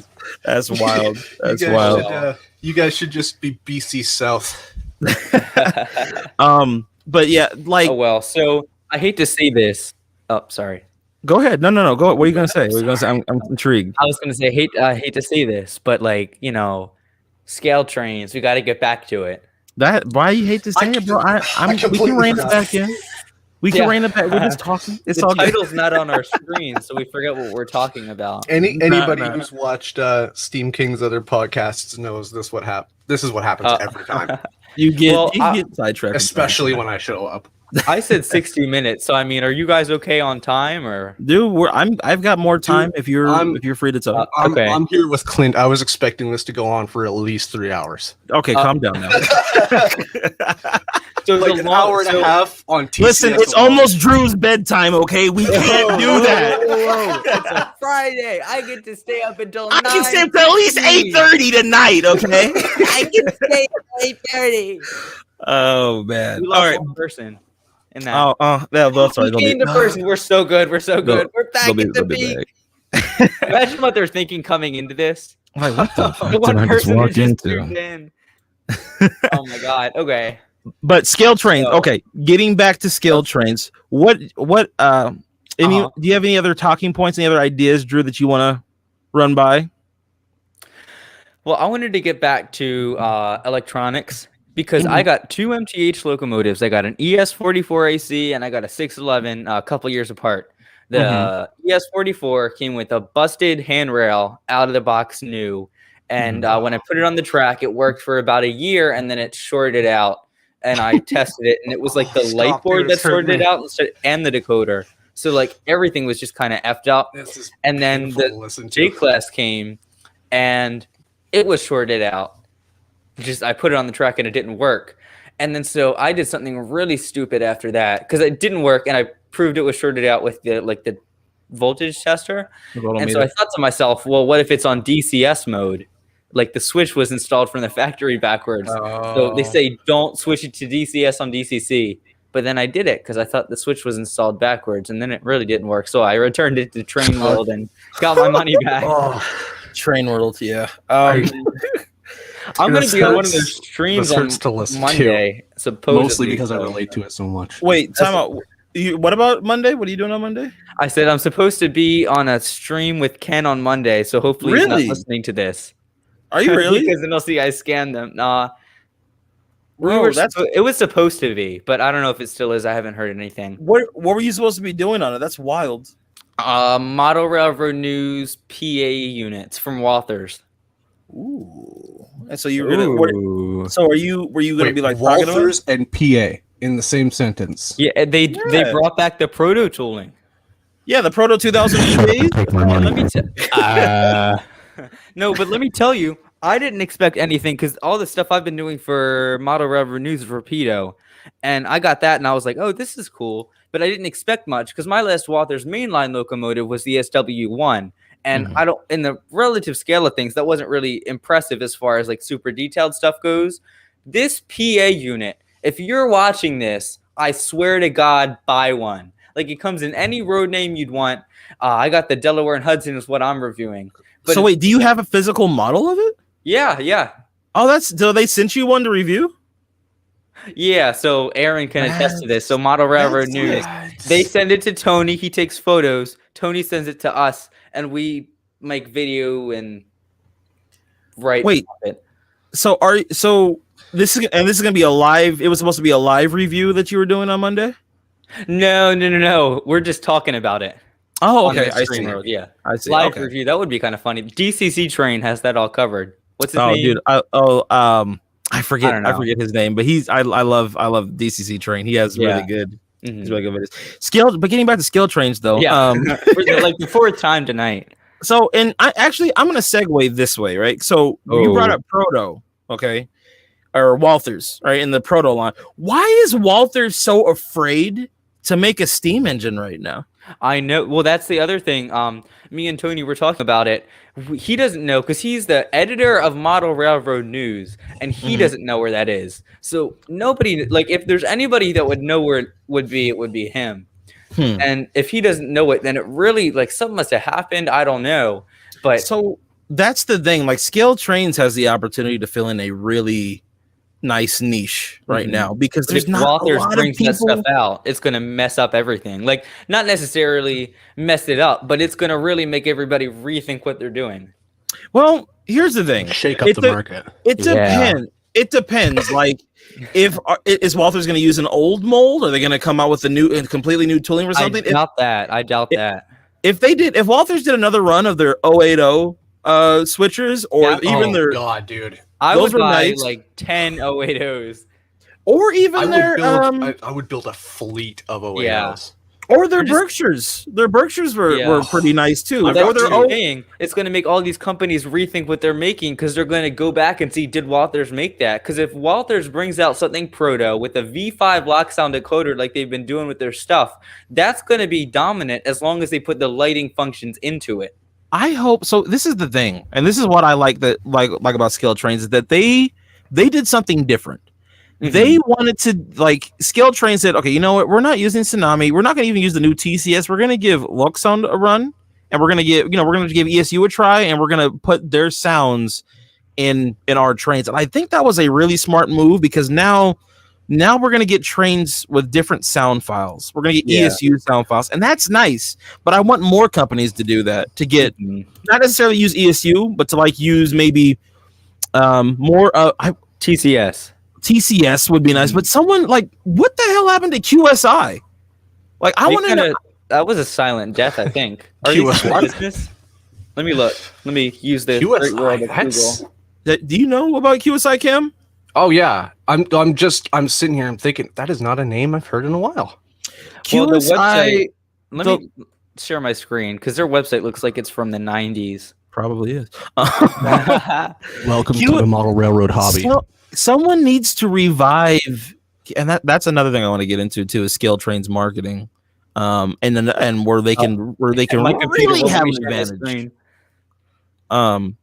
But yeah, someone should really, if QSI is still around, I'd like someone to kind of revitalize them and use their decoders, because QSI had some awesome stuff. I'm on their website. It says it's under construction as of December 1st, 2019. So I think they're done, to be honest. And so Andy says QSI still exists. That's what's in most BLIs. So Broadway Limited doesn't use QSI anymore. No, Broadway Limited stopped using QSI about at least a decade ago. They've ever since Paragon 2, ever since Blue Line, which was the transition into Paragon 2, they've stopped using QSI decoders. If you want, like, a full shameless plug here, if you want a full breakdown of, like, Broadway Limited and the history of their sounds, I've got a live stream I did on my channel. Link in the description. I can if you're cool with that, I can plug the link real quick. Oh yeah, I need to. It comes across in the chat as like it doesn't let links post, so I don't know. Just send it to me Messenger later, and I'll put it in the description. Okay, weird. Cool. I put links in the chat of Clint's streams. Oh, I turned it off because people. Oh, of course, spamming it. There's people with, like, Russian names that, like, post links to websites that are like that your mommy told you not to watch. Yeah. No, the first time I got that, I had like 50 subscribers, and I clicked the link, and I was really surprised by what was there. It's like, oh, this is not trains. At least not the train I was thinking of. That's what they can make, those links and whatever it is. So tr.ains was literally what it was, and I click on it. I'm like, this isn't trains. That's not the kind of train. Yeah, that's the kind of train I thought. So Andy, I can't throw up the link. What I can do real quick is I can make you a moderator. Me? A mod? Oh, you're too kind. Let me see here. I'm gonna pull up. Take me like a while. Let's just move on, and then I'll find a way. Let me see if I can. Hang on. I'm gonna just try to post the link real quick and see if it'll do it. There it goes. I was able to post it. Oh, you were? Oh, yeah. But it doesn't come up. Oh, what? Maybe. Let me cross on my side. I think it takes it down. Yeah, it Oh, does it take it down? Maybe it didn't. Maybe it Give me a didn't. second, give me a second, I'm a give me few a seconds behind, but I'm not seeing Okay, it in I'm the on the chat. moderators page. I'm on. Give me 2 seconds. You're What's your good, you're What's your good. channel name? The Steam King. The Steam. Yes, sir. Is it all one word? Yep, just how it like it is By on the my way, I my was little I was looking YouTube up your doesn't think channel. so. I was looking up your channel. I searched up Steam King, and the first result was a 10-minute video of Southern Pacific. So, Oh yeah, it took me a while to Yummy. find your channel too. Oh really? but Uh-huh. Clint's channel is like on my top. It's like on my top 5 for subscription. So I just click on the sidebar. So wait, hold on. When you type in my chat, I gotta fix that somehow. So if you type in Steam King, I don't pop up. Why don't we just put it on the Okay, so Steam you're private a chat, moderator now, so you can post the link in the chat. Nice. Okay. and then you can put it. And then what's your the Arctic Gamer? Try to find that. It might be just easier gonna if I just put put something in the chat and you just click on my. Okay, whatever. We're down to eight people. So let's try to. Yeah, the link We're went good. through. Here we go. Anybody who doesn't have it. Oh yeah, there it is. So that link is a history. It goes over the history of Broadway Limited sounds. And so I go from everything from QSI generation all the way to Paragon 3. And so I basically had a model. I have a Broadway model from every era, and it kind of goes over all that. But go I ahead. want to ask you something about that. I'm gonna let you finish though. Anyway, no, I was done. Go ahead. Well, I just got a blue line cab forward. Because it's literally half the price, and I was actually looking for like a transition from pre-war to post-war, which is exactly what they provide. Because the MT4 that I got at the same time is it's like it's the only pre-war MT4. I really like pre-war Southern Pacific. Something about it. And the blue line ones, like if you want to get cab forward with the black face on it without the safety stripe, the white safety stripe on the front, you got to go all the way back to blue line to get one. Unless you want to get the really old paint jobs that with the green boiler, I think those look kind of goofy, honestly. They're nice. But what I wanted, tangent there. I wanted, what's the sound quality on them like? Because I can't do a test run on mine because when it got in the mail, the whole front pilot was shattered. Welcome to the front pilot broken club. I'm just saying.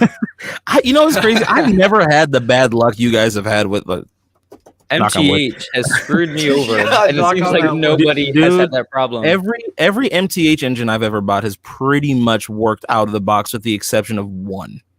Wow, and Broadway Limited, and I have like it didn't work. I had to send it back to Florida.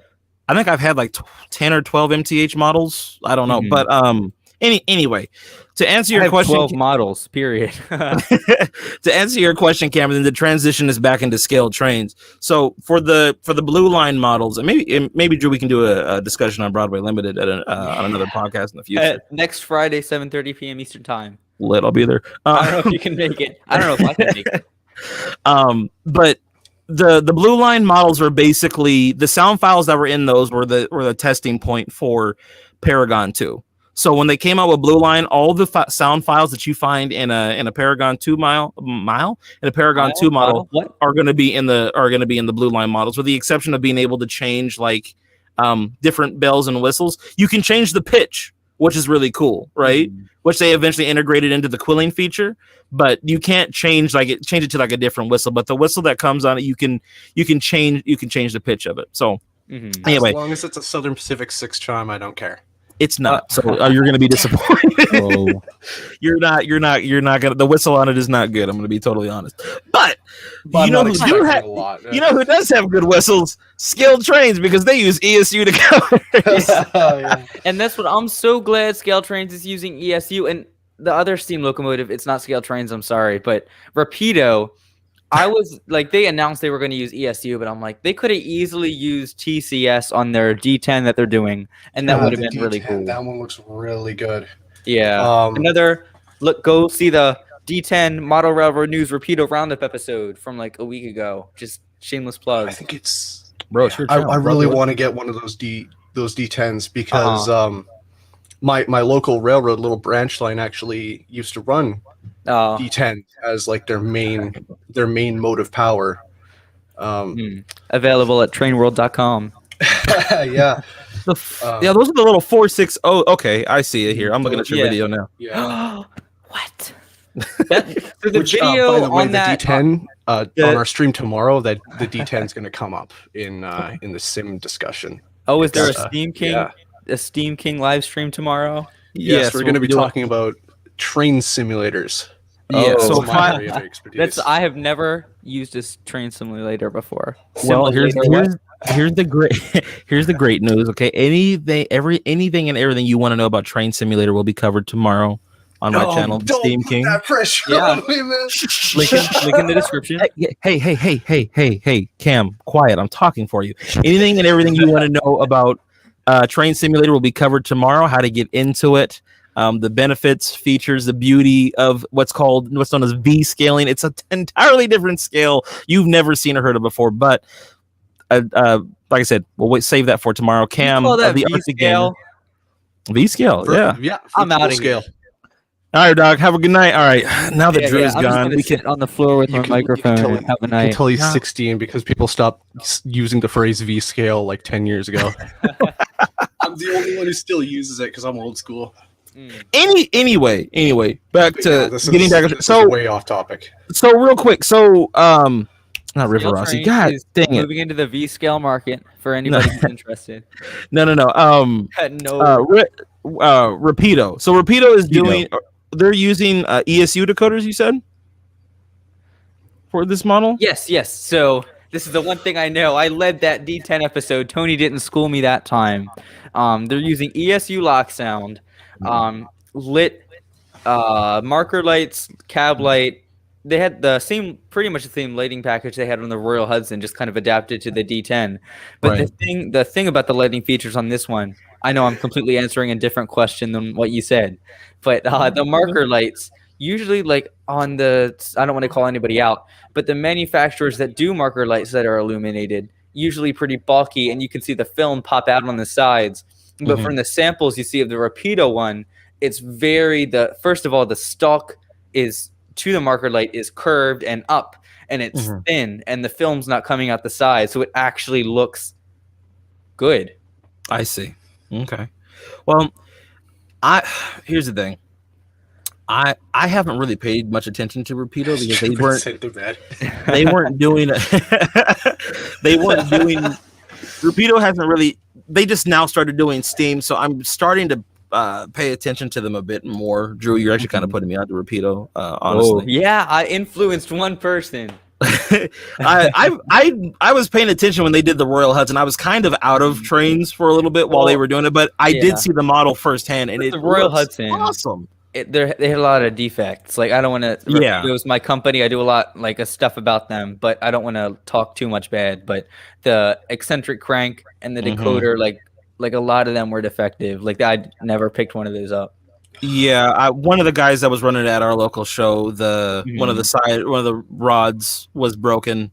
It was still running, but it was a lot of stuff about them. I do want to say they'll repair it for you free of charge, and they'll get you the decoder and all under warranty. So I still want to get one. I just might get the next run that they do if they do another run. It's going to be years, I can tell you, because what the next steam locomotive they're going to do, because they tooled it already, is the J13A Hudson, and because they can use the bottom half of the Royal Hudson. It's the same locomotive. You just need the J13A. Rapido J. Oh, no way. So J1A, J something A Hudson. Oh, the New York Central. Yeah. Oh, yeah. The first gen Hudsons, not the Super Hudsons, but the first ones. Is it like iPhone 5 J5A? Well, the J3s are the ones most people know about. The Dreyfus Hudsons were J3s. I broke it. No, it's not. But the J1s were the first ones. They were the ones that broke all the records and stuff. So think of it like this. J1 is you know how Lionel the Hudson was their model, right? Like that's kind of like their flagship model. That's a J1. Okay. And then you kind of start moving on to how do I say this? what's big in pop culture, right? What like a lot of people, if they're making cartoons or whatever, like the Iron Giant, right? They'll use the model of a Dreyfuss Hudson, right?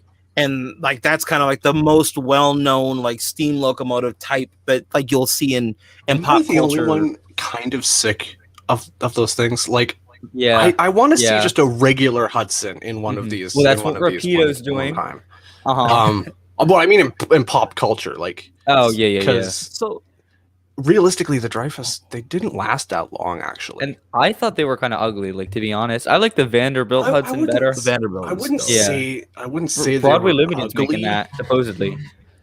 If somebody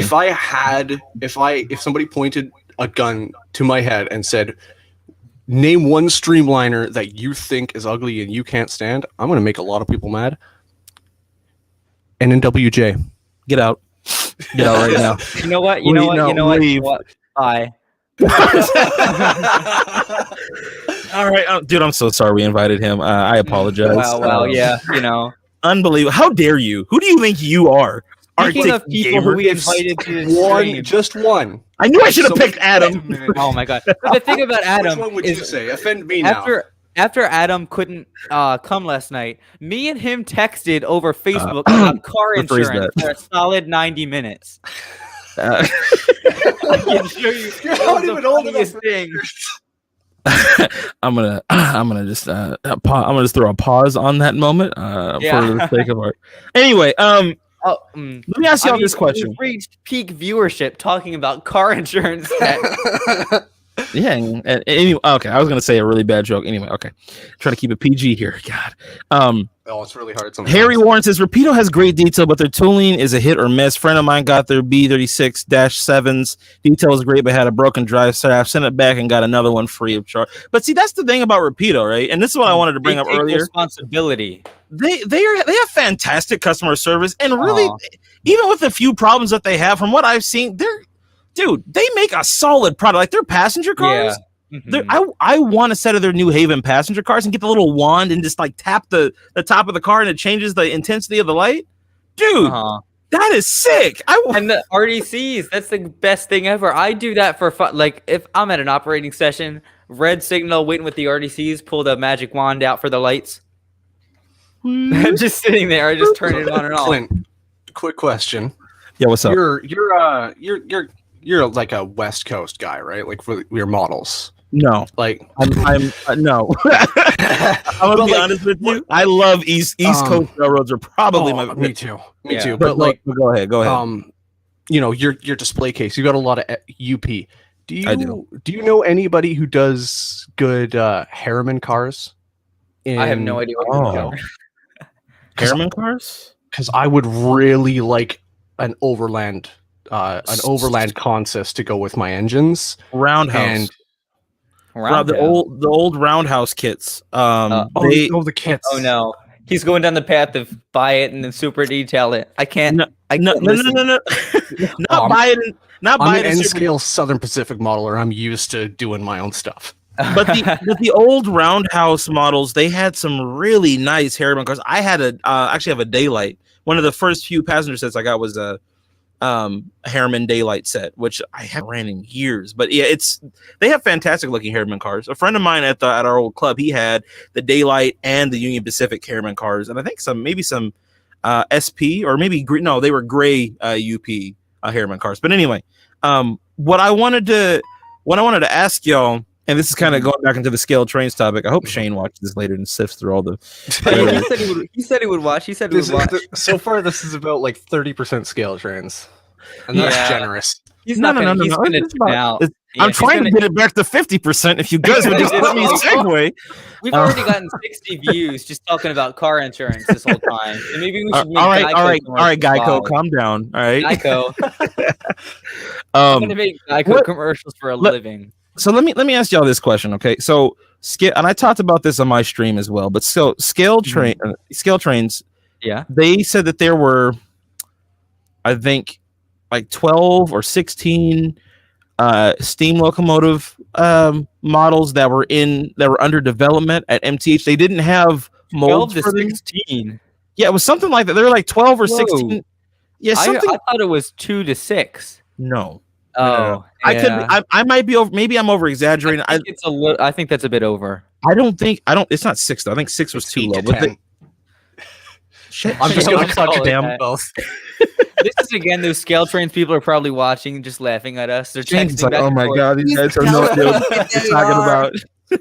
So I thought I thought it was at least 12 different molds that they had. Or not molds, prototypes. Yeah, Like the overall, like the blueprint was basically done, but they needed to submit them for tooling. further rendering development. Further development to actually get a mold out of them.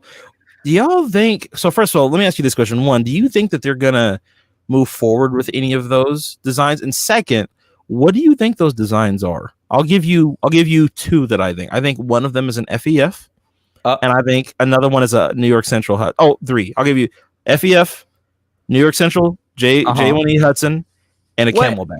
They're gonna compete with Rapido. That's fine. What? That's well, fine. here's the thing about it. Scaletrains and Rapido, they have a really good relationship, and they've actually reached out to each other to not produce the same thing. So to answer your question, I don't think they're going to do the J1A Hudson because Rapido has half of it already tooled. Okay, fair enough. So then, but I'm even wondering, the B36-7 Scaletrains was going to make that, but Rapido said, are you going to make this? We're ready for it. And they said, oh, you can have it. So I don't think they'd screw Rapido over like that. But what I'm wondering is if MTH was actually working on like an HO model of the Hudson, because outside of really Broadway, no one had done a really nice scale HO Hudson outside of really brass. Like that's, and I'm talking about like the J1E. But this is they reach out to these companies before they make the announcement. Like it's before they start production. So I don't think that Scaletrains would do the exact same thing. I don't think. Once again, I agree with you there. I don't think Scaletrains is going to do it. But I'm wondering if that's one of the models that MTH was working on before they closed shop. I agree. Yeah. The other one that I really think I really could see them doing, not just MTH but Scaletrains, is a Camelback. I think yes. It doesn't even matter which one. Yeah, just give us a count because like we've already got a bunch of triplexes from the MTH mold. Give us a Camelback, a nice airy Camelback. I would love to have one in the Russian iron. Yeah, to match it doesn't even matter the prototype. Just put Pennsylvania on the side, and I'll buy it. Don't put Pennsylvania on the side. Shane, this man representing Tycho over here. Hold on a second. Look at me, Shane. All right, do not put Pennsylvania on a Camelback. All right. Do not. What happened? I just want a Russian iron Camelback, please. Okay. Prototype. And I want an E7 Atlantic. Neither of us can have what we want. Pennsylvania is worse than those Hudsons with the Pennsylvania on the side. Like, why would you do that? 10 people are watching us whisper into microphones. What? 10 people are watching us whisper into microphones. Yeah, man. Look, you gotta keep rolling with it. Like ASMR. Yeah. Like the sound right. No, I'm not doing it. We don't want to play this game. Anyway, those are models that I would like to see them do. It kind of fits their overall brand of doing more niche products, like kind of taking oddball engines and just kind of running with them. I could really see them doing a Camelback. Maybe not an FEF. Well, maybe if they wanted to test the market and do something that they knew that people would buy. I could see them. Wanted to say about that. Go ahead. FEF. I would like to see an FEF1. Oh, we've seen a lot of FEF3s in every scale. But I've not seen a lot of FEF1s. And I thought they were kind of cool. It just looks like, think about 844, but they got... I see it. They don't have the centipede tenders. Or I think some of them did later on, but so it's like the Hudson, but better for tighter curves, kind of. Not really, but in theory. So what did you just say? What did you just say? This is. Oh wait, no, you're not. You were just very still. I was trying to share my screen. I see it. I'm sorry. I was zoning out. You're good. So yeah, chat. This is an FEF1 basically. There is one still surviving too. So it's basically the we're not FEF going- without smoke deflectors and Mars light. They had smoke deflectors and Mars lights. That you're just looking at early production models. Like look at the one right to the left. Well, that's the this one? early That tooling one, of the that's steam the locomotive. surviving FEF1. So that's what they would have looked like in like the late 40s to early 50s. So what's the Very very similar. Very similar to the threes and the twos and threes, but they had a single smokestack instead of the iconic double one. I see. And they didn't have I think they did have a feed water heater, but it was somewhere else. Hang on, didn't the FEF3s have a single smokestack as well? The twos had some of the early on. The twos had single stacks. Okay, because I know Athern made a few FEFs with I believe the double smokestack and the single cursor right now, like that tender there. That's what I would want to see with it, because that really the sets earlier it apart tenders from the centipedes on the later ones. Right. That's how you can really tell it's an early locomotive and not. Don't the early the challengers 40s. Don't the early challengers have these tenders as well? Yes. Yeah, Okay. that's it's the same one as on the CSAs. Okay, I got you. Let me stop sharing my screen here. Stop sharing. But yeah, that's neat. That's neat. I wouldn't mind. I saw that in Pentrex when I was a kid, and I always thought they looked really cool. Yeah. I wouldn't. Let me ask y'all this question. What would you want to see Scaletrains produce? I kind of gave my 2 cents on it, but what steam locomotive do you think you would want to see Scaletrains produce? Well, this kind of leads into N-scale what SD40s. locomotive you want to see. Get out. That's very general. I want to see an Atlantic. There's so many Pennsylvania people that would buy an Atlantic, and they've been begging Broadway Limited to make one. So, Pensy Atlantic. yeah, look it up. The E6S. No, look up it. Gotta look at the earlier ones. E1 or E1 or E2? E. Or was the E2 an electric? No, those would have been. They're like EE1s or whatever. They could have overlapped. Wait a second. Wait, are you talking about the E7. little? Hold on a second. I think Lionel made a model of this. You talking about these? The E6? E6. Yes. No. So look up E1. Look up E1 Atlantic. So that E7. I'm talking about the E7. Look up E7. And I can't share my screen because my computer's weird. I got E7 it. Atlantic God dang it, locomotive. that's not the E7. Hold on. I'm gonna show you guys this. Look up E7 Atlantic because it'll come up as the E7. I know. Listen, I just made. Listen, this is what came up. Yeah. You have to look up Atlantic. See, it's right there. I'm motioning with my pointer, but of course you can't see it. Look. Yes. E7. That. What did you expect? How are 8 people Oh, watching? yeah. Totally spaced. That's an E2. That's not an E7 because that's earlier, not sir. Because it's Google- they Google classify them said different. numerically. I just want to see an Atlantic with Pennsylvania on the side. I mean, maybe it was like a rebuild. I'm easy to please. That would be really nice. Oh, the Boontune cars would be cool to see too. I'm gonna contradict you here though. I think the E6 would sell better because that's the one that set the speed record. Oh, but when it was racing that plane to New York, that was like a E7's big thing. The iconic numbers, like that's the tourist railroads had those. Yeah, This monstrosity here. Yeah, that's exactly what I want to see. Trains right at the top. So you want an E6 Atlantic? Yeah, I think that's actually I'm not totally sure. That might be the engine that broke the record. I can't remember. In fantastic condion. My goodness. Yeah. See, Pennsylvania. It's one of the most famous locomotives Pennsylvania had. Like, it's got to be. It's got to be like K4S, Gary M1B, Warren in and the chat like agrees with me. E6S. We want to see an E7. It's SA. I don't care. It's E7 to me. We want that. An E7. Yeah. That's what I said is rebuilt. I think they were originally E2s, and then they were rebuilt, and they were rebuilt into the E7 SA. Mm-hmm. There was a locomotive that is that the H7 or H6 or whatever it was, the 280. Let me see something here. A new Because there's so many Pennsylvania 280s, like it's all these different versions. I think if we saw a different 280 that's only been done in brass, that would sell regardless of what it is. Because anything Pennsylvania, if you market it right, it'll sell. You get that double UPSP market. I don't think anybody's done a Harriman in like outside of brass. Oh, the Harriman. Wait, talking about Harriman passenger? Wait, the Harriman 280s. The how do you spell Harriman? The like look up like the Southern Pacific C10, I think it was class.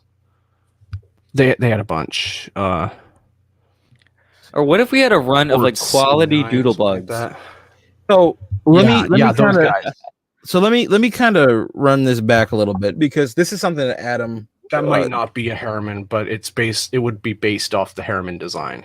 Can you zoom in on that? UP and SP both use them. And in fact, a lot of the UP ones were actually bought from SP. Oh, there we go. Yeah. Oh, uh-oh. That's not, hold on, hang on. I don't know what is up with that smokestack. I've never seen a Southern Pacific engine with a smokestack like that. Or maybe it's busted off. So let me say this, and this is something that Adam was talking to me about earlier, which was a really good point. And I think this is kind of where we're at in the hobby right now. And I think this needs to be said, is that we need to get to a point where not everything is a big boy. Like everyone doesn't have to make a big boy. Randall said Frisco 1522. That would be a really nice one. Ever kind of see anything Frisco, honestly. Frisco is criminally underrated. Yeah, Frisco has some fantastic logo. But here's the thing. This is kind of what I want to get to real quick, is that Scaletrains, because of what they're currently doing, because of their reputation, they have a fantastic niche in that they do obscure models. When you start doing Steam, it's my hope that you continue to do that. Continue to do locomotives and models that are more obscure, right? And just give that insane level of quality that you do with each and every model. That's what I'm saying. That the first Steam, I'm happy that they got MTH's tooling, and that's exciting. But I'm more curious about what is Scaletrains' first mold. What's their first HO model going to be like? Well, here's the thing. I don't think we're going to see many more original Scaletrains tools for a while after the one they have made. And I know people are going to think that they're going to keep pumping them out, but I think they're just going to try. They're going to push the one they have, keep that going. But I think we're going to see not all, but a large chunk. I don't even think the majority of that, but just a large chunk of that MTH tooling before we see much more original Scaletrains Steam. Here's the thing. Their business is still young. They're still a young model railroad company. They have a huge advantage by getting all of that MTH tooling. I know we focus primarily on Steam right now, but even with all the diesels that they have right now, it's fantastic. And that's going to give them a huge advantage. Like he said, they save millions of dollars. That's going to help them generate a lot of revenue. What they're trying to do now is they're trying to grow the business. So maybe at some point in the future, maybe in the next 10 or 15 years, they'll be able to pump out like new molds more consistently. But right now, like you're saying, Drew, they're like expect like every maybe 3 or 4 years to get a new steam locomotive mold in between. I would think whatever else they're doing. More often than that. I think what's going to happen is we're going to get 611, 4449, and a Challenger or a big boy, and then we're going to see I know exactly, but I think, but then I think we're going to their original tool, and then I think we're going to see more Scaletrain stuff for a solid 2 years. It's just or more MTH tooling for a solid 2 years, and then it's going to become a mix. That's my uneducated opinion, but that's what I can see happening. Here's the thing, and this is why I just slightly disagree. I think 3 to 4 years is probably more realistic, and here's why. It's been about 4 years since they came out with the turbine, right? And now they're and that's their museum quality piece. Now it's going to be 2 months until we see another one. Right, and now 4 years later, we're getting now another museum quality model. They're not so in between those museum quality models, because that's their masterpiece models. That's right? True. So it's going to be the museum quality Steam is theirs. So hear me out. This is what I'm thinking. I'm sorry. No, you're good. So because they've got all that MTH tooling, they can just like pump those molds out with the newer sounds and their motors and all that stuff. They can pump those out and put that in their rivet counter line, right? Because the rivet counter is what keeps them afloat. It keeps paying the bills and the lights on. It helps fund future projects. But those real big projects, the new molds where they put a bunch of detail into, especially for a steam locomotive, they don't have to do that with like their rivet counter line because they've got all the MTH tooling. But with the museum quality stuff, I think for Scaletrains, for their models that they bring to the market, for their new molds, that's a Scaletrains mold for steam locomotives, that's probably going to be museum quality. And for probably the next decade, we'll probably get one maybe every 4 years, unless they can figure out a way to increase productivity and just grow. And they can potentially do that. But the thing is, you want to give them the time. You want to give them time to make the models, and that's what I respect about Scaletrains, is that they come out with a mind-blowing superb model about every 4 years, it seems like even when they first announced the turbine, it took like 2 or 3 years for us to actually get it. It was already into production before then. And it makes sense that they would wait so long because they launched the company on that. So I wouldn't expect them to do a 30 or even 60-day deadline because people didn't even know who they were.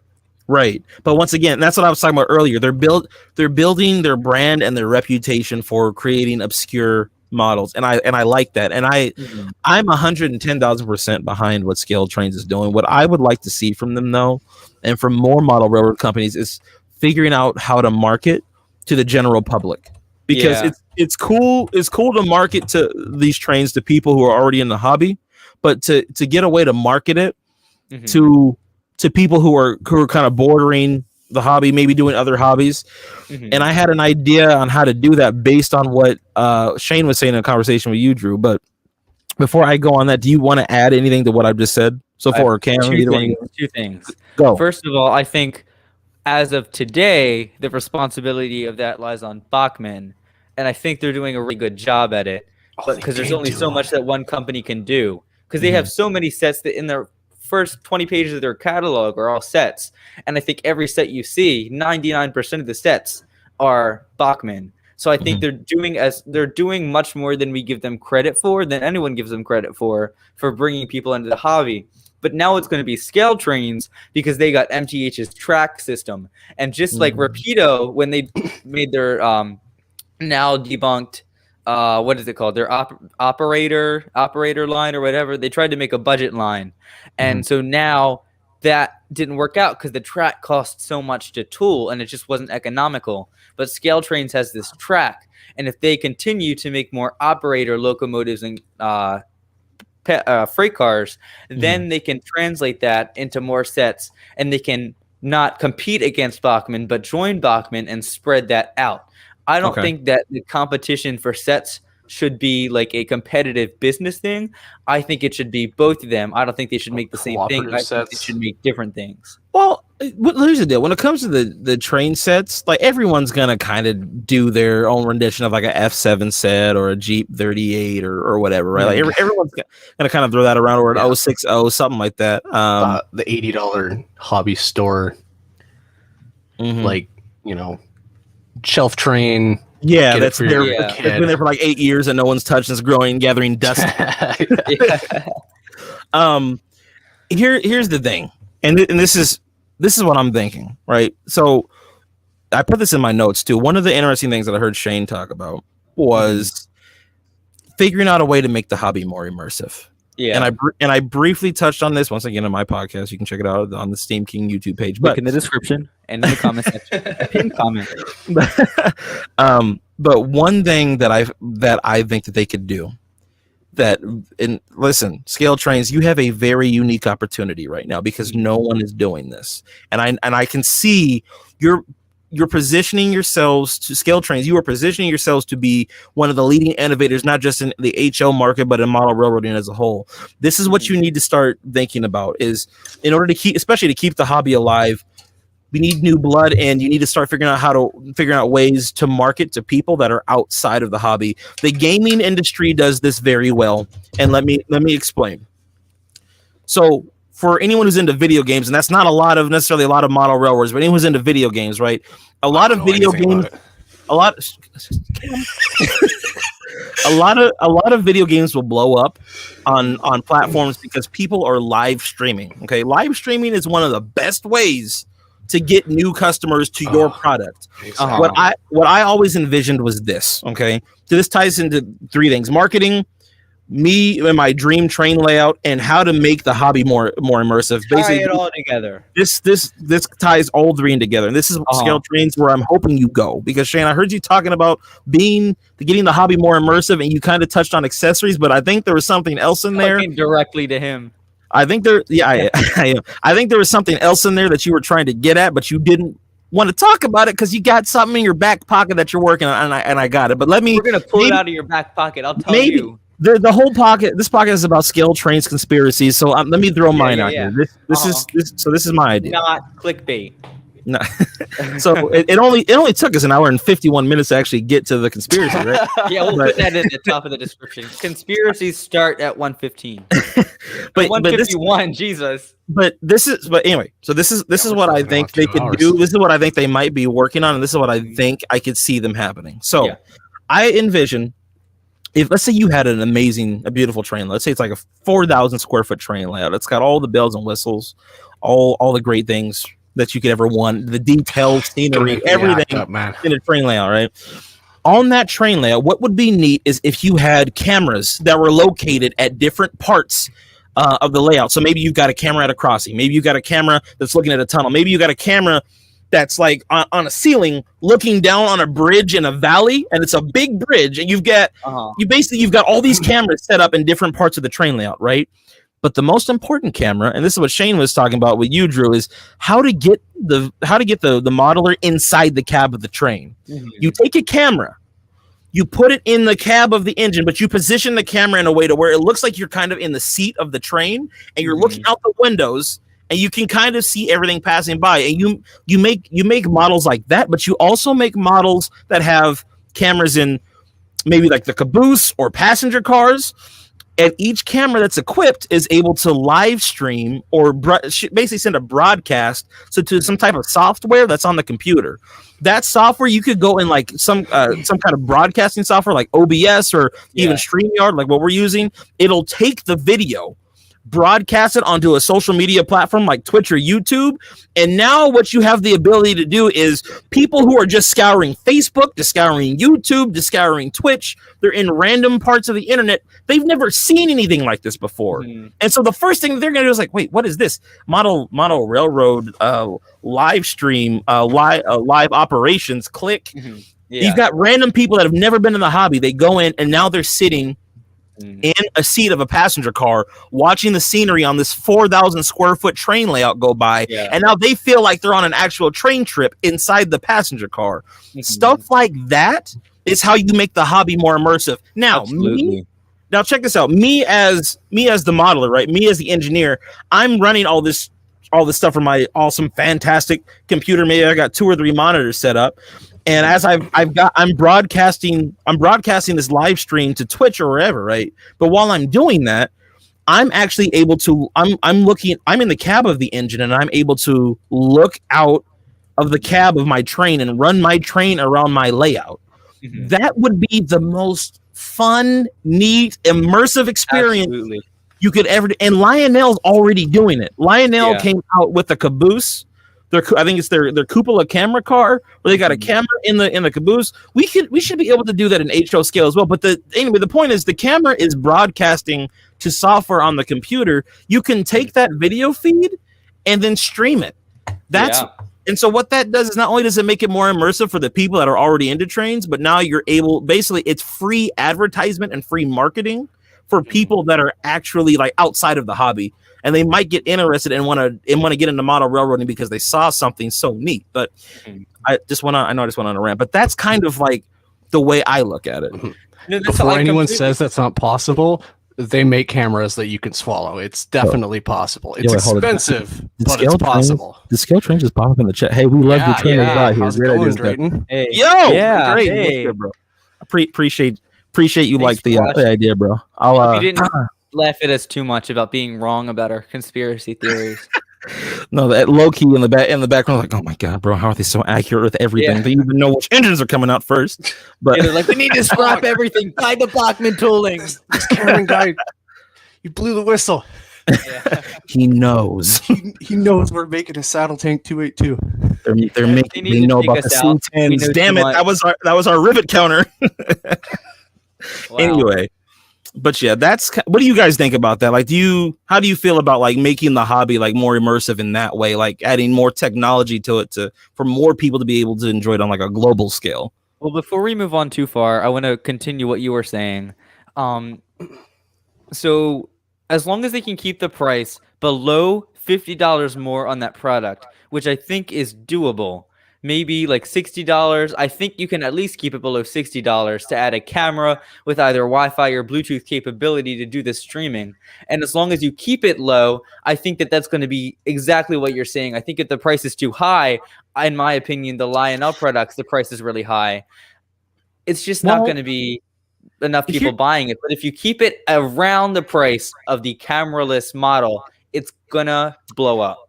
Here's the thing.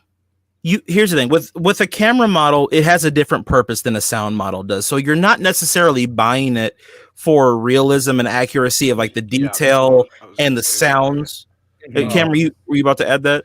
Well, like imagine, okay, you got your DC, you got your DCC, and then you got your sound. Well, add that on. It's a separate one. You don't have sound because, let's be honest, if you had a camera inside the train and it was making sound, that would kind of suck. Yeah. At least where sound is right now. Where sound is now combined with like microphone technology is now. Something small enough to fit into a cab is not going to have very good microphone quality as it is. And then having the DCC sound on top of that, it might kind of break that immersion that you're talking about. But here's the thing. So I installed a decoder and the Rapido pannier tank today. The speaker's in the tender, and then the decoder is an N-scale decoder the size of my thumbnail. I ran it for 2 hours because, like I talked about earlier, that's how long it took to break in. That thing, it sounds great. That's probably the best sounding locomotive I have. The ESU technology, it's the latest thing. It sounds really good. And I think... And it wasn't that much more expensive. So I think that technology can be that small, but you have to be willing to do the engineering to make it that small. And that's no small feat. Here's the thing, Drew, and this is what Cam is getting at. And I understand. We absolutely love what you guys are doing with the show. The hobby needs more conversations like these. Thank you for having Shane on the chat a few weeks back. Bro, man, look what you're starting, Drew. You're starting a whole movement. Here's the thing, Drew. I want to stay for a second. Me and Tony did the SDL39 episode on a whim last night. And like, if one of you wants to come do it on your next product, then, hit me up. And actually, I should probably reach out to some of the guys at Scaletrains because I'd love to have. You're taking notes. N-scale SD45. We want it bad.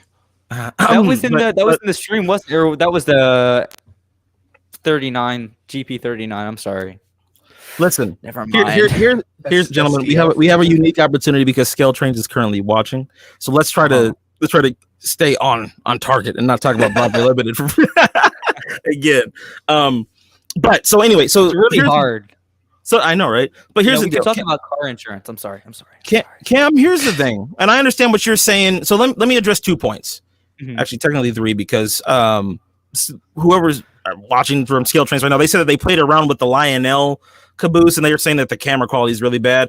I get that, and I understand, and I get that. Like, to get a really nice high definition camera and even an HO scale model is going to be kind of wild. But I think that if with enough engineering, eventually there's going to be a way to do it, because the way technology is continuing right now. Well, actually, no, the technology is available to do it now. If we can get a high-res camera in our cell phones, we should be able to do that with the train. Yeah, My point is this: they can still keep the going to your point that you brought up earlier, Drew. They can still keep the camera train if they were to do something like that, or a camera caboose, or a camera passenger car, right? they could still keep it at a fair price point because they don't have to necessarily engineer a bunch of detail and sound. Of course, you want it to look decent, but the point of it is to immerse yourself and also your audience that you're streaming to into the hobby. So people are buying it now with the expectation of it being like a super high-end car and having a bunch of engine and having a bunch of sounds and all the features, and it's got to have a smoking whistle, but it's also got to have we don't need all of that. That's not the point. Yeah. The point is to make an immersive experience. So I think instead of doing it in maybe an engine, I think it would be better to do it in like a passenger car or a caboose. I think it should start with the head-on view. I don't think it should start with a passenger car. I think it should start with the backwards view because we don't have a good backwards view. Hear me out. Stan. Hear me out. What if you what if you did it, to add to your point? What if you did it in like an observation car, and then you put something like a 3, and you put something that's like not a passenger car. Like that's kind of different. You were just saying passenger car. Even it's a passenger car, it's just a different type of passenger car. Doesn't count. Right? That doesn't count. Oh, it totally counts. But anyway, anyway, let's say if you want, because now here's the thing, you're putting a new stipulation on it, which is okay. Well, we don't want to just look at it from the side view. We want. God dang it, Drew! You're saying, oh, we want the back view or the front view. That's fine. Make it a different passenger car. Do like a Vista Dome, right? Do some kind of observation car. But put like a 360 camera in there, right? And maybe give the viewer the option to like kind of turn their head inside the car, something like that. And it might be a $300 or $400 car, but if it's high res, if it gives you the option to stream it live, stream your model railroad live, and it gives you fantastic quality, people would pay for that because it's worth it.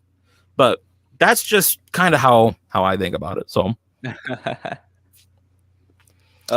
Well, that was a lot. So Scaletrains, I want to mention, they posted our stream on their Facebook page. Thanks, Drayton. I appreciate it.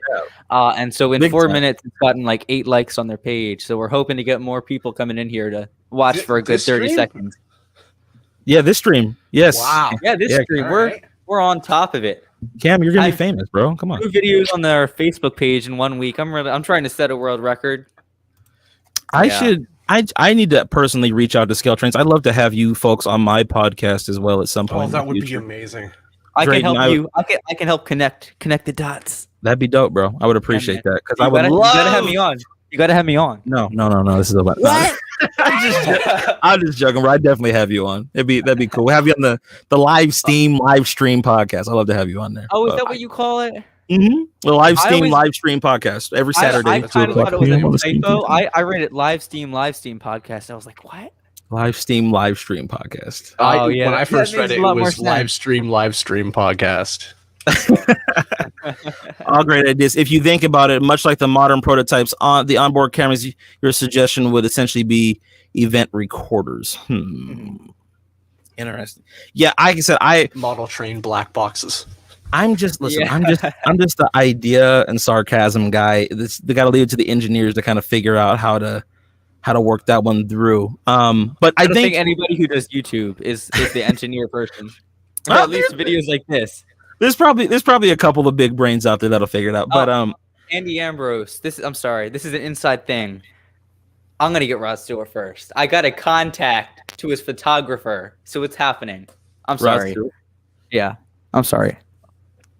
What were some of the other things that we were sound. Let's kind of rehash a little bit of the sound aspect of things. Cam, earlier you were talking about how we could make sound more immersive in HO scale, specifically for steam locomotives. Did you want to go back over that again? Well, now that we got new viewers?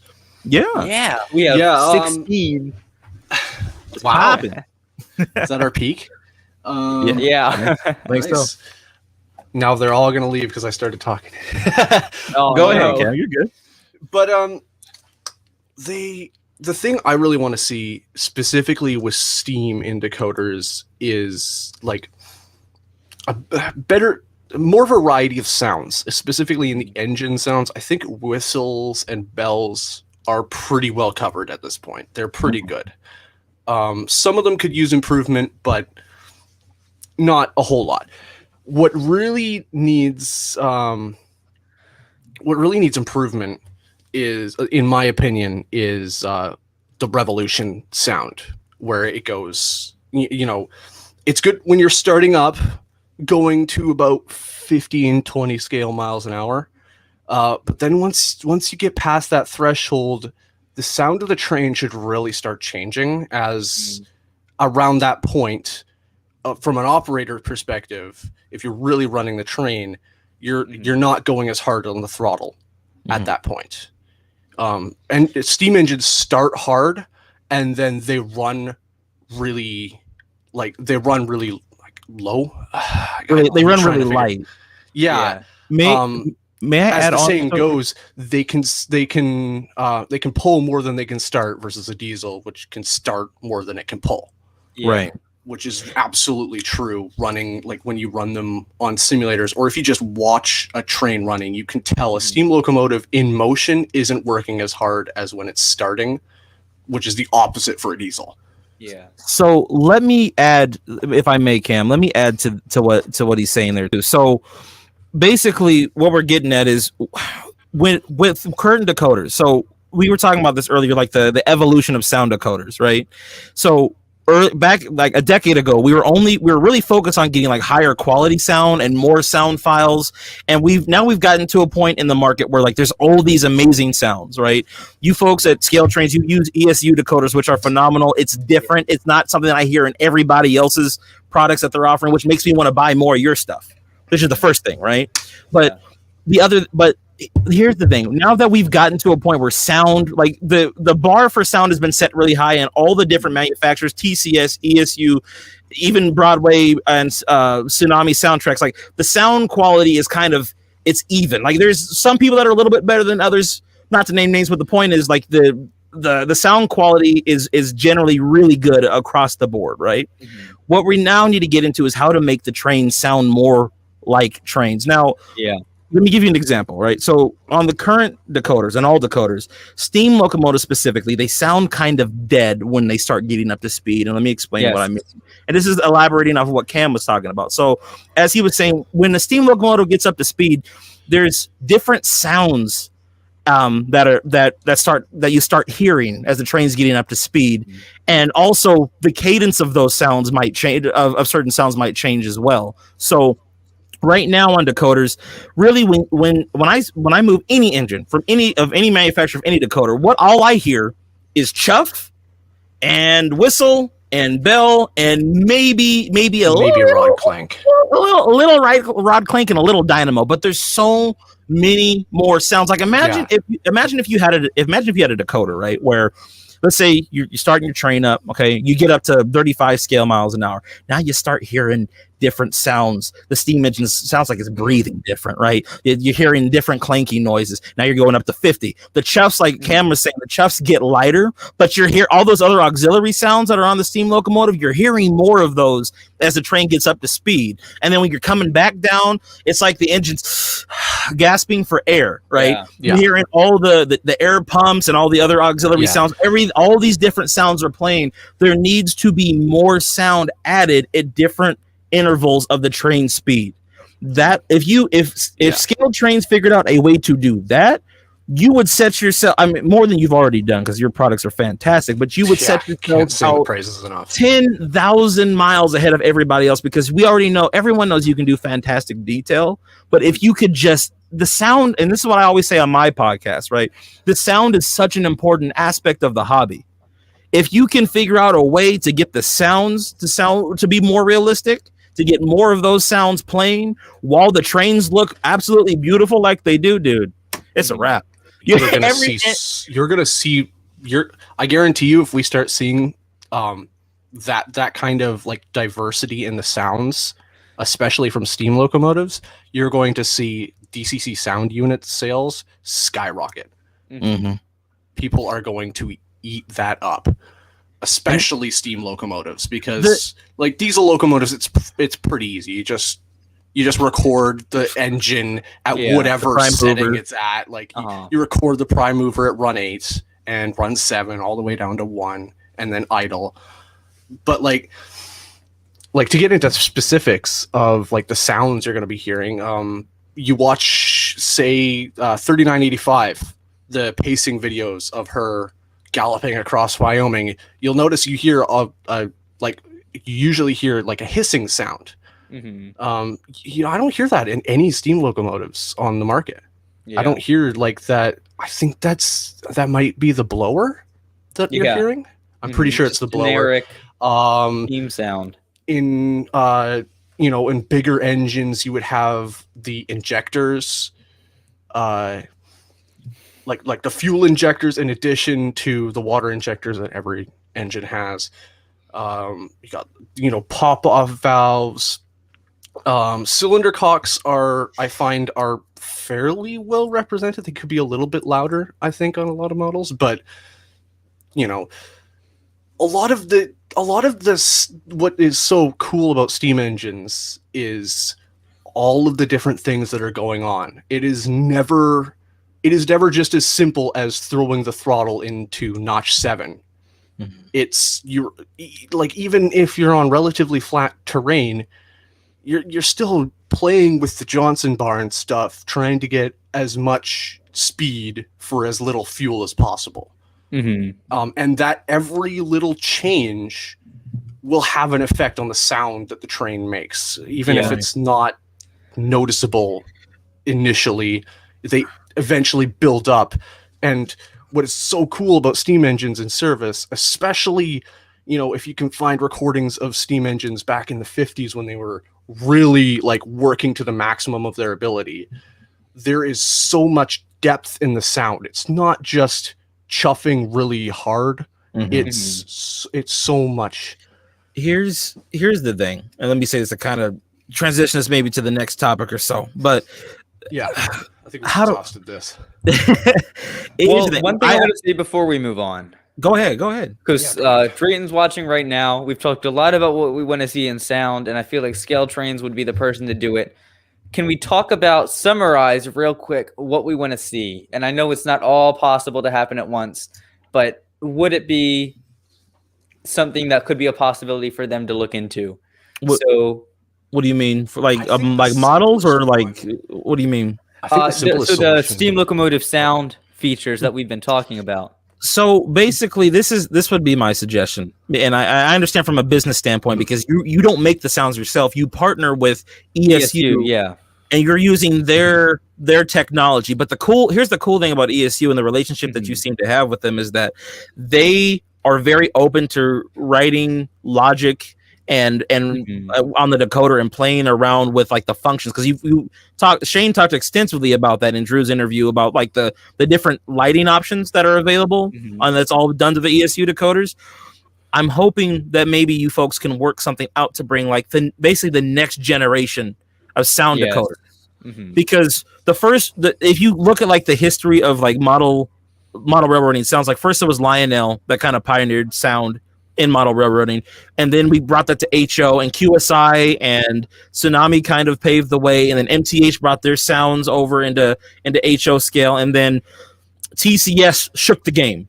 Shook the game and took the quality to the next level. Now we're all kind of playing on TCS's level. Now that we've gotten the audio quality up, now it's time to figure out how can we make the trains sound more realistic. We're at a point now where the quality is good enough. We don't have to focus on quality as much anymore. Exactly. But now it's about all those auxiliary sounds that a steam locomotive or even a diesel locomotive will make at different levels, at different speeds. Because that Shane was talking about making things more immersive. That's what's really going to make it immersive. If you can figure out a way to do that, and all that is just making it so that when a train reaches a certain speed step on the throttle, a certain sound is going to play, and that's already done. Exactly. I was going to go into that. But basically doing more of that with different sounds. That's where we're trying to get to. So, anyway. So to circle back to the question. Well, we don't do that here. I want to do. I in the immediate future, what I think.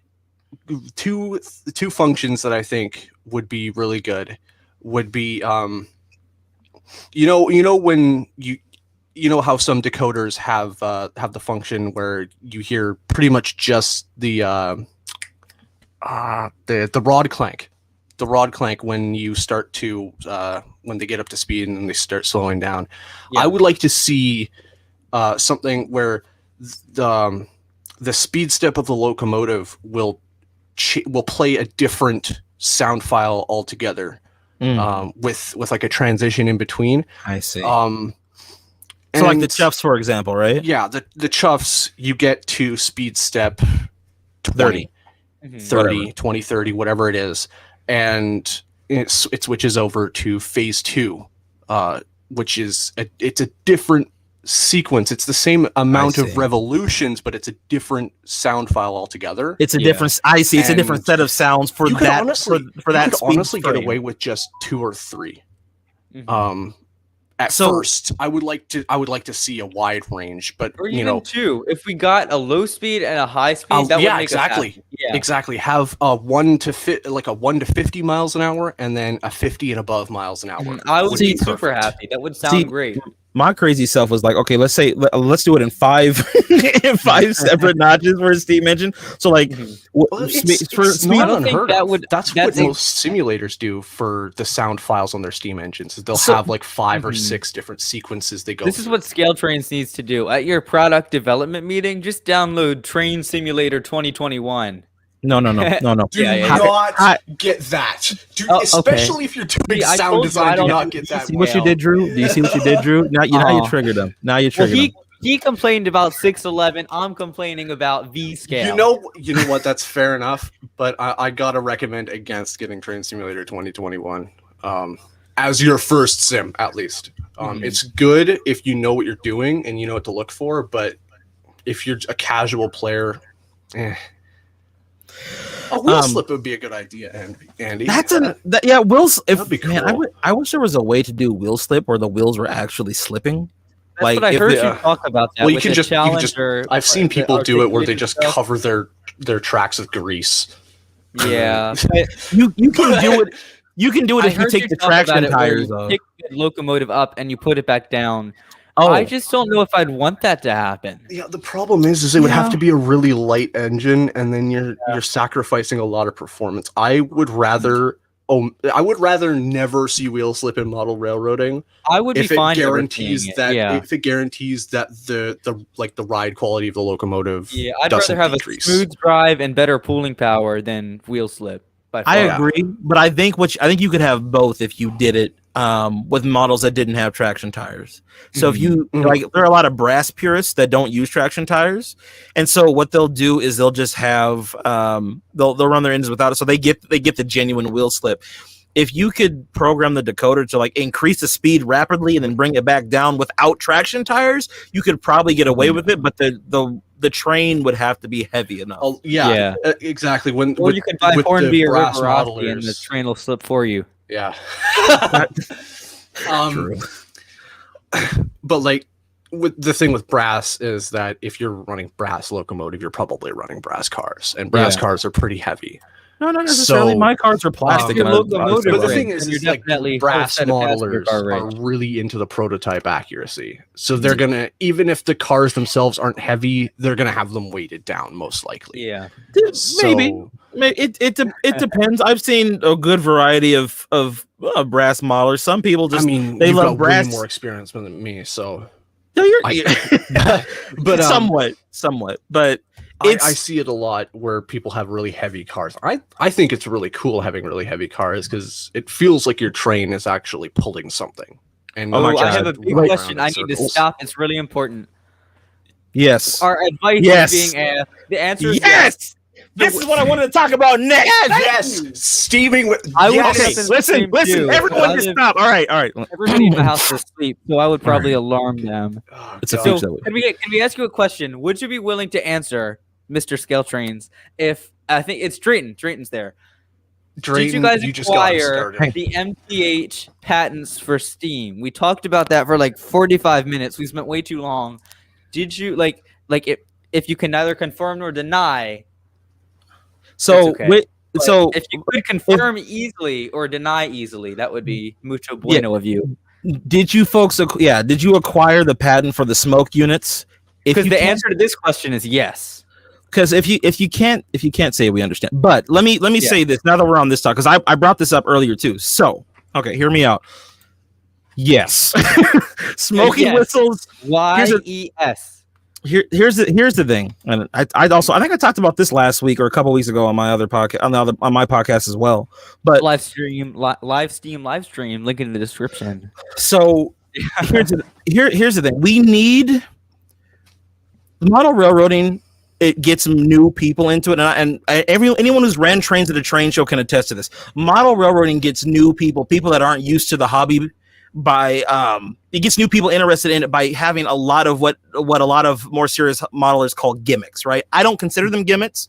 I think they're legitimate features that are on the model. So things like smoking whistles and smoke effects on locomotives, steam or diesel, I feel like those are essential because they get people that are not into the hobby really interested. Like, whoa, this train that's this big smokes? That's amazing. Now, with that being said, I think it is very important, since Broadway Limited and MTH have set a precedent for having smoking whistles. They've proven that it can be done in HO scale. Broadway Limited kind of set down the blueprint, like the general outline of it, but I think MTH improved. I want to say perfected it, but it seems pretty perfect. But they definitely improved the concept of smoking whistles in HO scale, and they did it on 3 models, and it was absolutely fantastic. If you could continue to do that with steam locomotive, the 5th here. I have to be the fifth, but I'm curious about your thoughts. We've heard mixed reviews from models about including smoke units and steam whistles in future models. So here's the thing: from somebody who hates steam and only uses it at like open houses or whatever, do it, because it's not like you're gonna. If the space is available after the whatever you would have been able to put in the model, if you didn't put a smoke generator, put it there. And Broadway Limited, I don't know, patent whatever.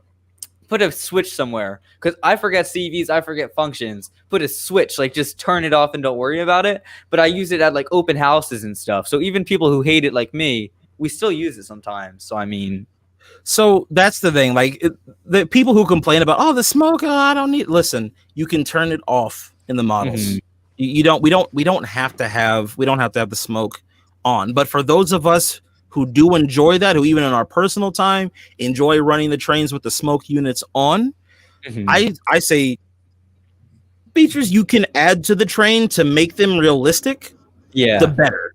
Dude, if you can add a smoking whistle and make it real and make it look like an actual smoking whistle, do it. Same thing with the smoke units. I will say this though, and I have a feeling you folks are already working on this. But if you can figure out a way to do cylinder steam like Lionel does in O scale, but figure out how to do that in HO, you can have my bank account. Yeah, me too. I'll just give you my PIN number. Like, just social security. Just like, just take my life. But even something else as simple as like if you wanted to play around with like the pop-off valves, I think a pop-off valve or a dynamo effect, but really more. I think we're pushing our limits. More so pop-off. You don't have to have all these features in one train, but like maybe an engine with every engine. Let's say every steam engine has.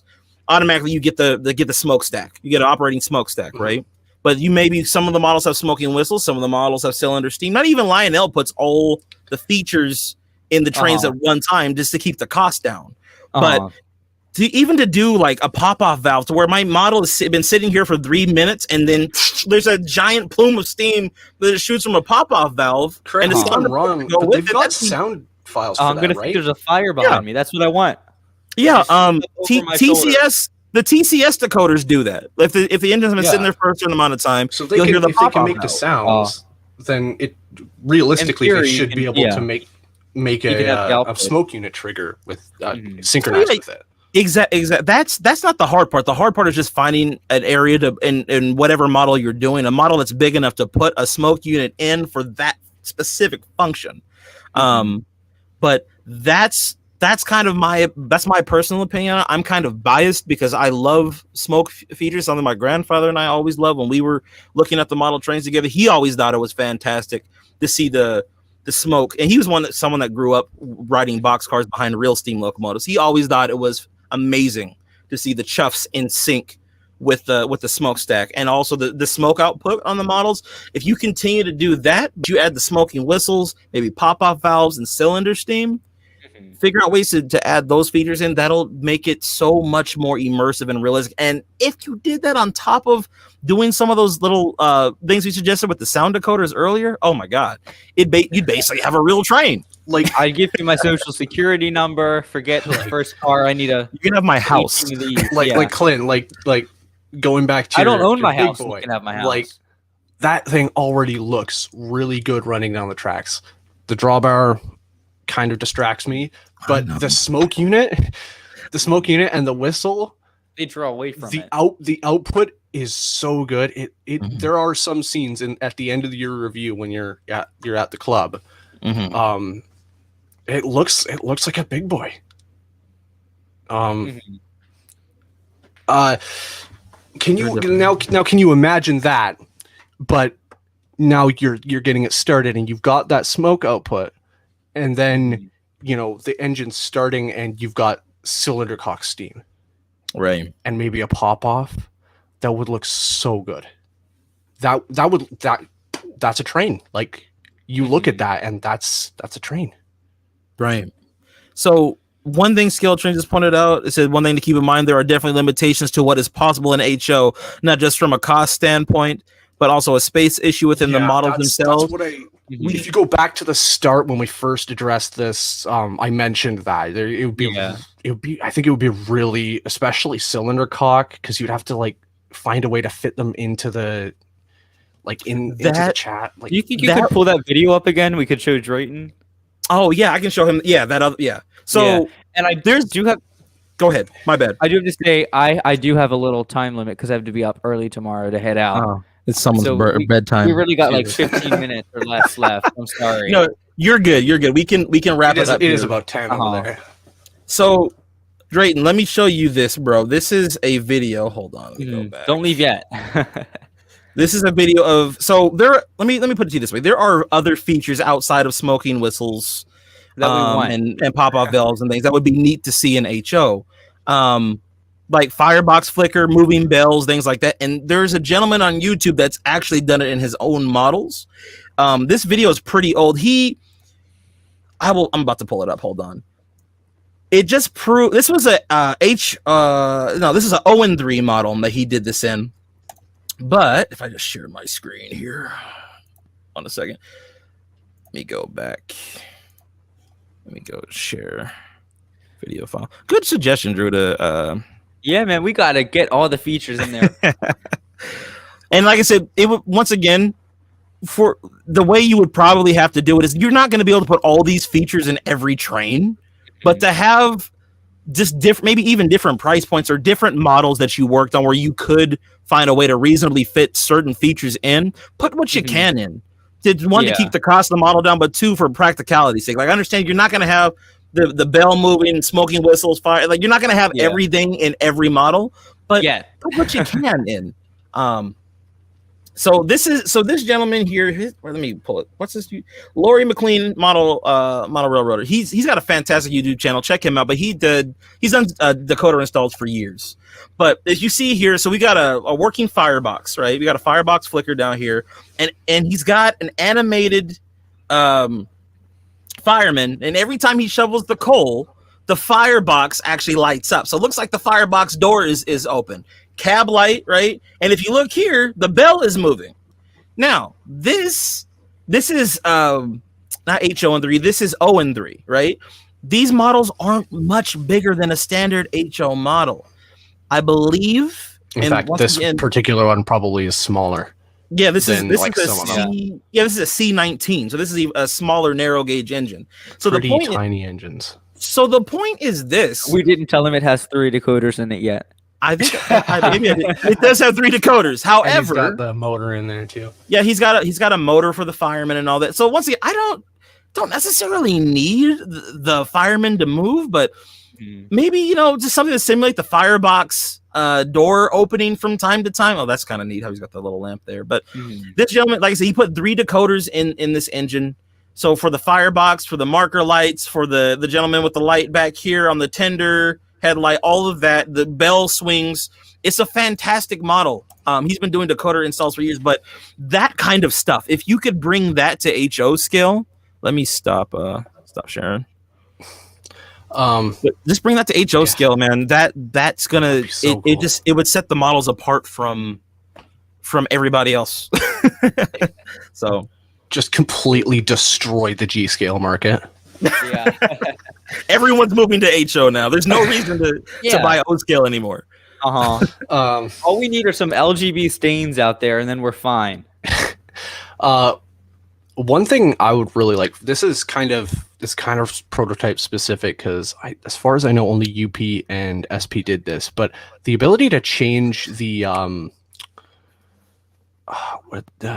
number boards, the ability to change the number boards out, and like give your train a train number, would be really cool. I know Athern did that with their MT4s. They came with like stickers.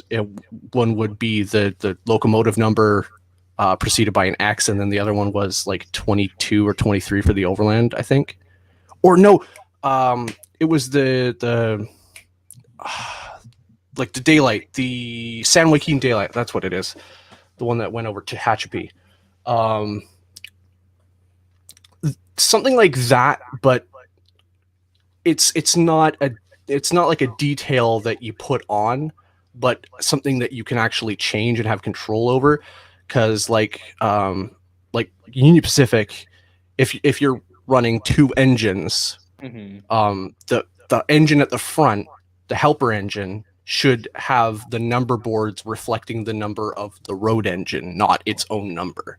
Right. Southern Pacific would have the train number on most trains. Even if they were freight, they would say like 878 or something like that.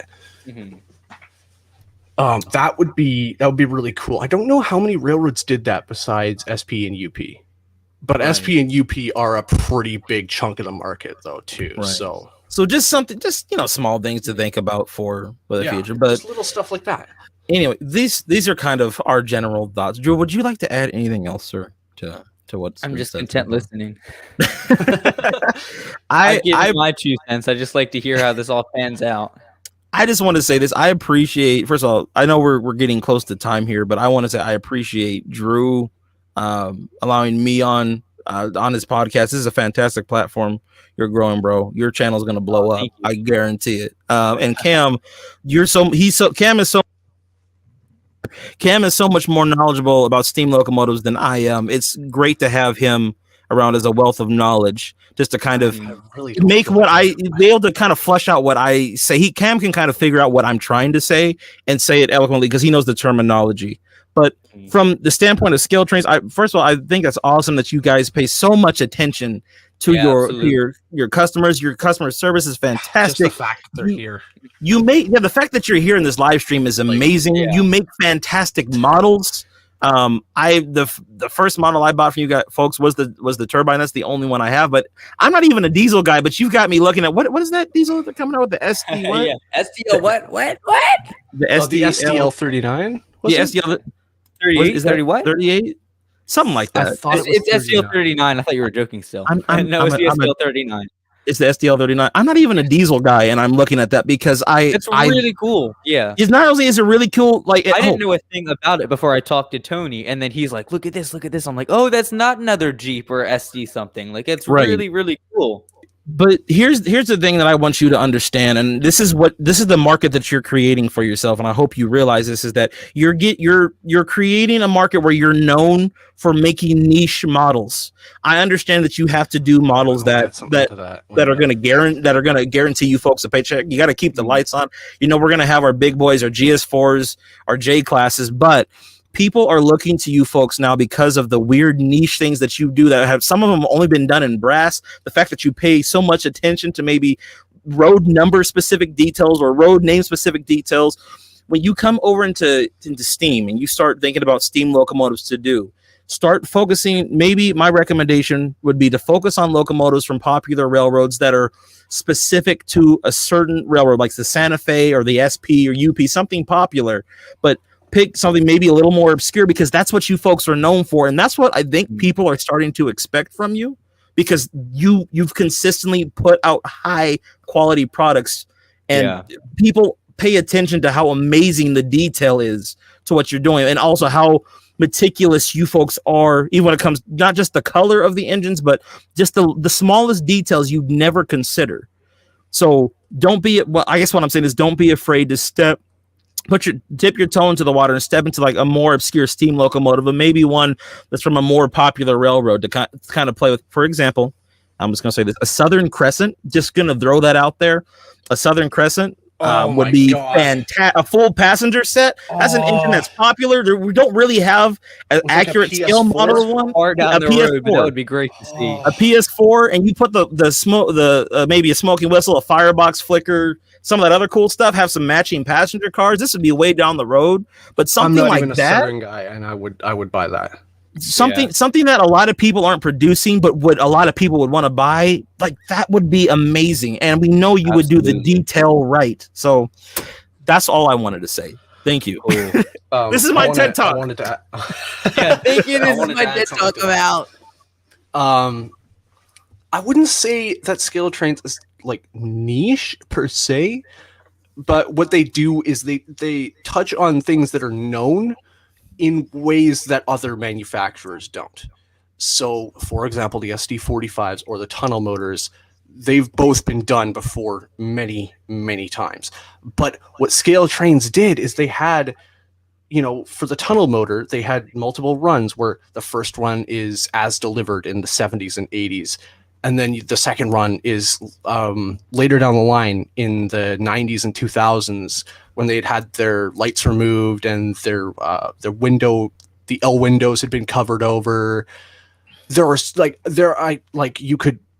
think I sat down there and counted each of the differences, and it was insane how different the same locomotive was, just from and it reflects the reality of trains in general, especially something like Southern Pacific, where they're so drastically different at the start of their career versus the end of their career. Scaletrains does that really well. So my recommendation would be do something like an FEF1 or a GS3, something that is really closely related to something that's very well known. Like a GS3 is still a daylight, but it's not a GS4. It's not 4449. It's different, and it's going to really, really please the Southern Pacific crowd, speaking as a member. And it's just going to be cool for people who aren't necessarily into Southern Pacific, but they're like, hey, the daylight is really cool. Here's another daylight. This is where the daylight came from. This is where 4449, this is what started it. Or an FEF1, like everyone knows 8444. Everyone knows 844, but how many people know the FEF1s and the FEF2s? Right. Not a whole lot. Right. Okay. I'm tracking Southern Pacific fan, just listing off the entire Golden State series. Well, my last remarks I want to make are, I really think GS8 isn't even technically a GS. That's just an L1. Cam, let Drew close this out. Right, I'm sorry. I really got to get going, man. So the last things I want to say to whoever's watching is, first of all, that it's not COVID. So if you haven't seen the beginning of this stream, I highly recommend you rewind whenever you have time. But then, so just the Scaletrains people watching this, I really hope that you take out some of the more underappreciated models, because of a lot of people like me were skeptical of the MTH electronics and the MTH K4 and even the Little Joe, like that kind of weird looking thing that could do so well with those Scaletrains electronics inside of it. And I really look forward to seeing some of those underappreciated MTH toolings brought back in the Scaletrains quality. And I can't wait to get my hands on some of that. So with that being said, does anybody have anything else to add? Cam? I don't think so. I've SP is certainly one of our Cool. I can tell just looking at the SP models that Scaletrains has done that they're SP guys, or whoever worked on the SP models is SP guys. That one. Yeah. Right. Cool. Well, with all that being said, thank you everybody for watching. Links to everybody's channels will be in the description. Hopefully we'll be able to do this again. If you haven't already, check out the Model Railroad News, First Look show, Scaletrains on the main. We did an episode on the SCL39, which was posted a couple hours ago. So after this stream, if you could go take a look at that. Thank you, everybody, for watching. Hopefully, we can see you sometime soon. Peace, y'all. See you later.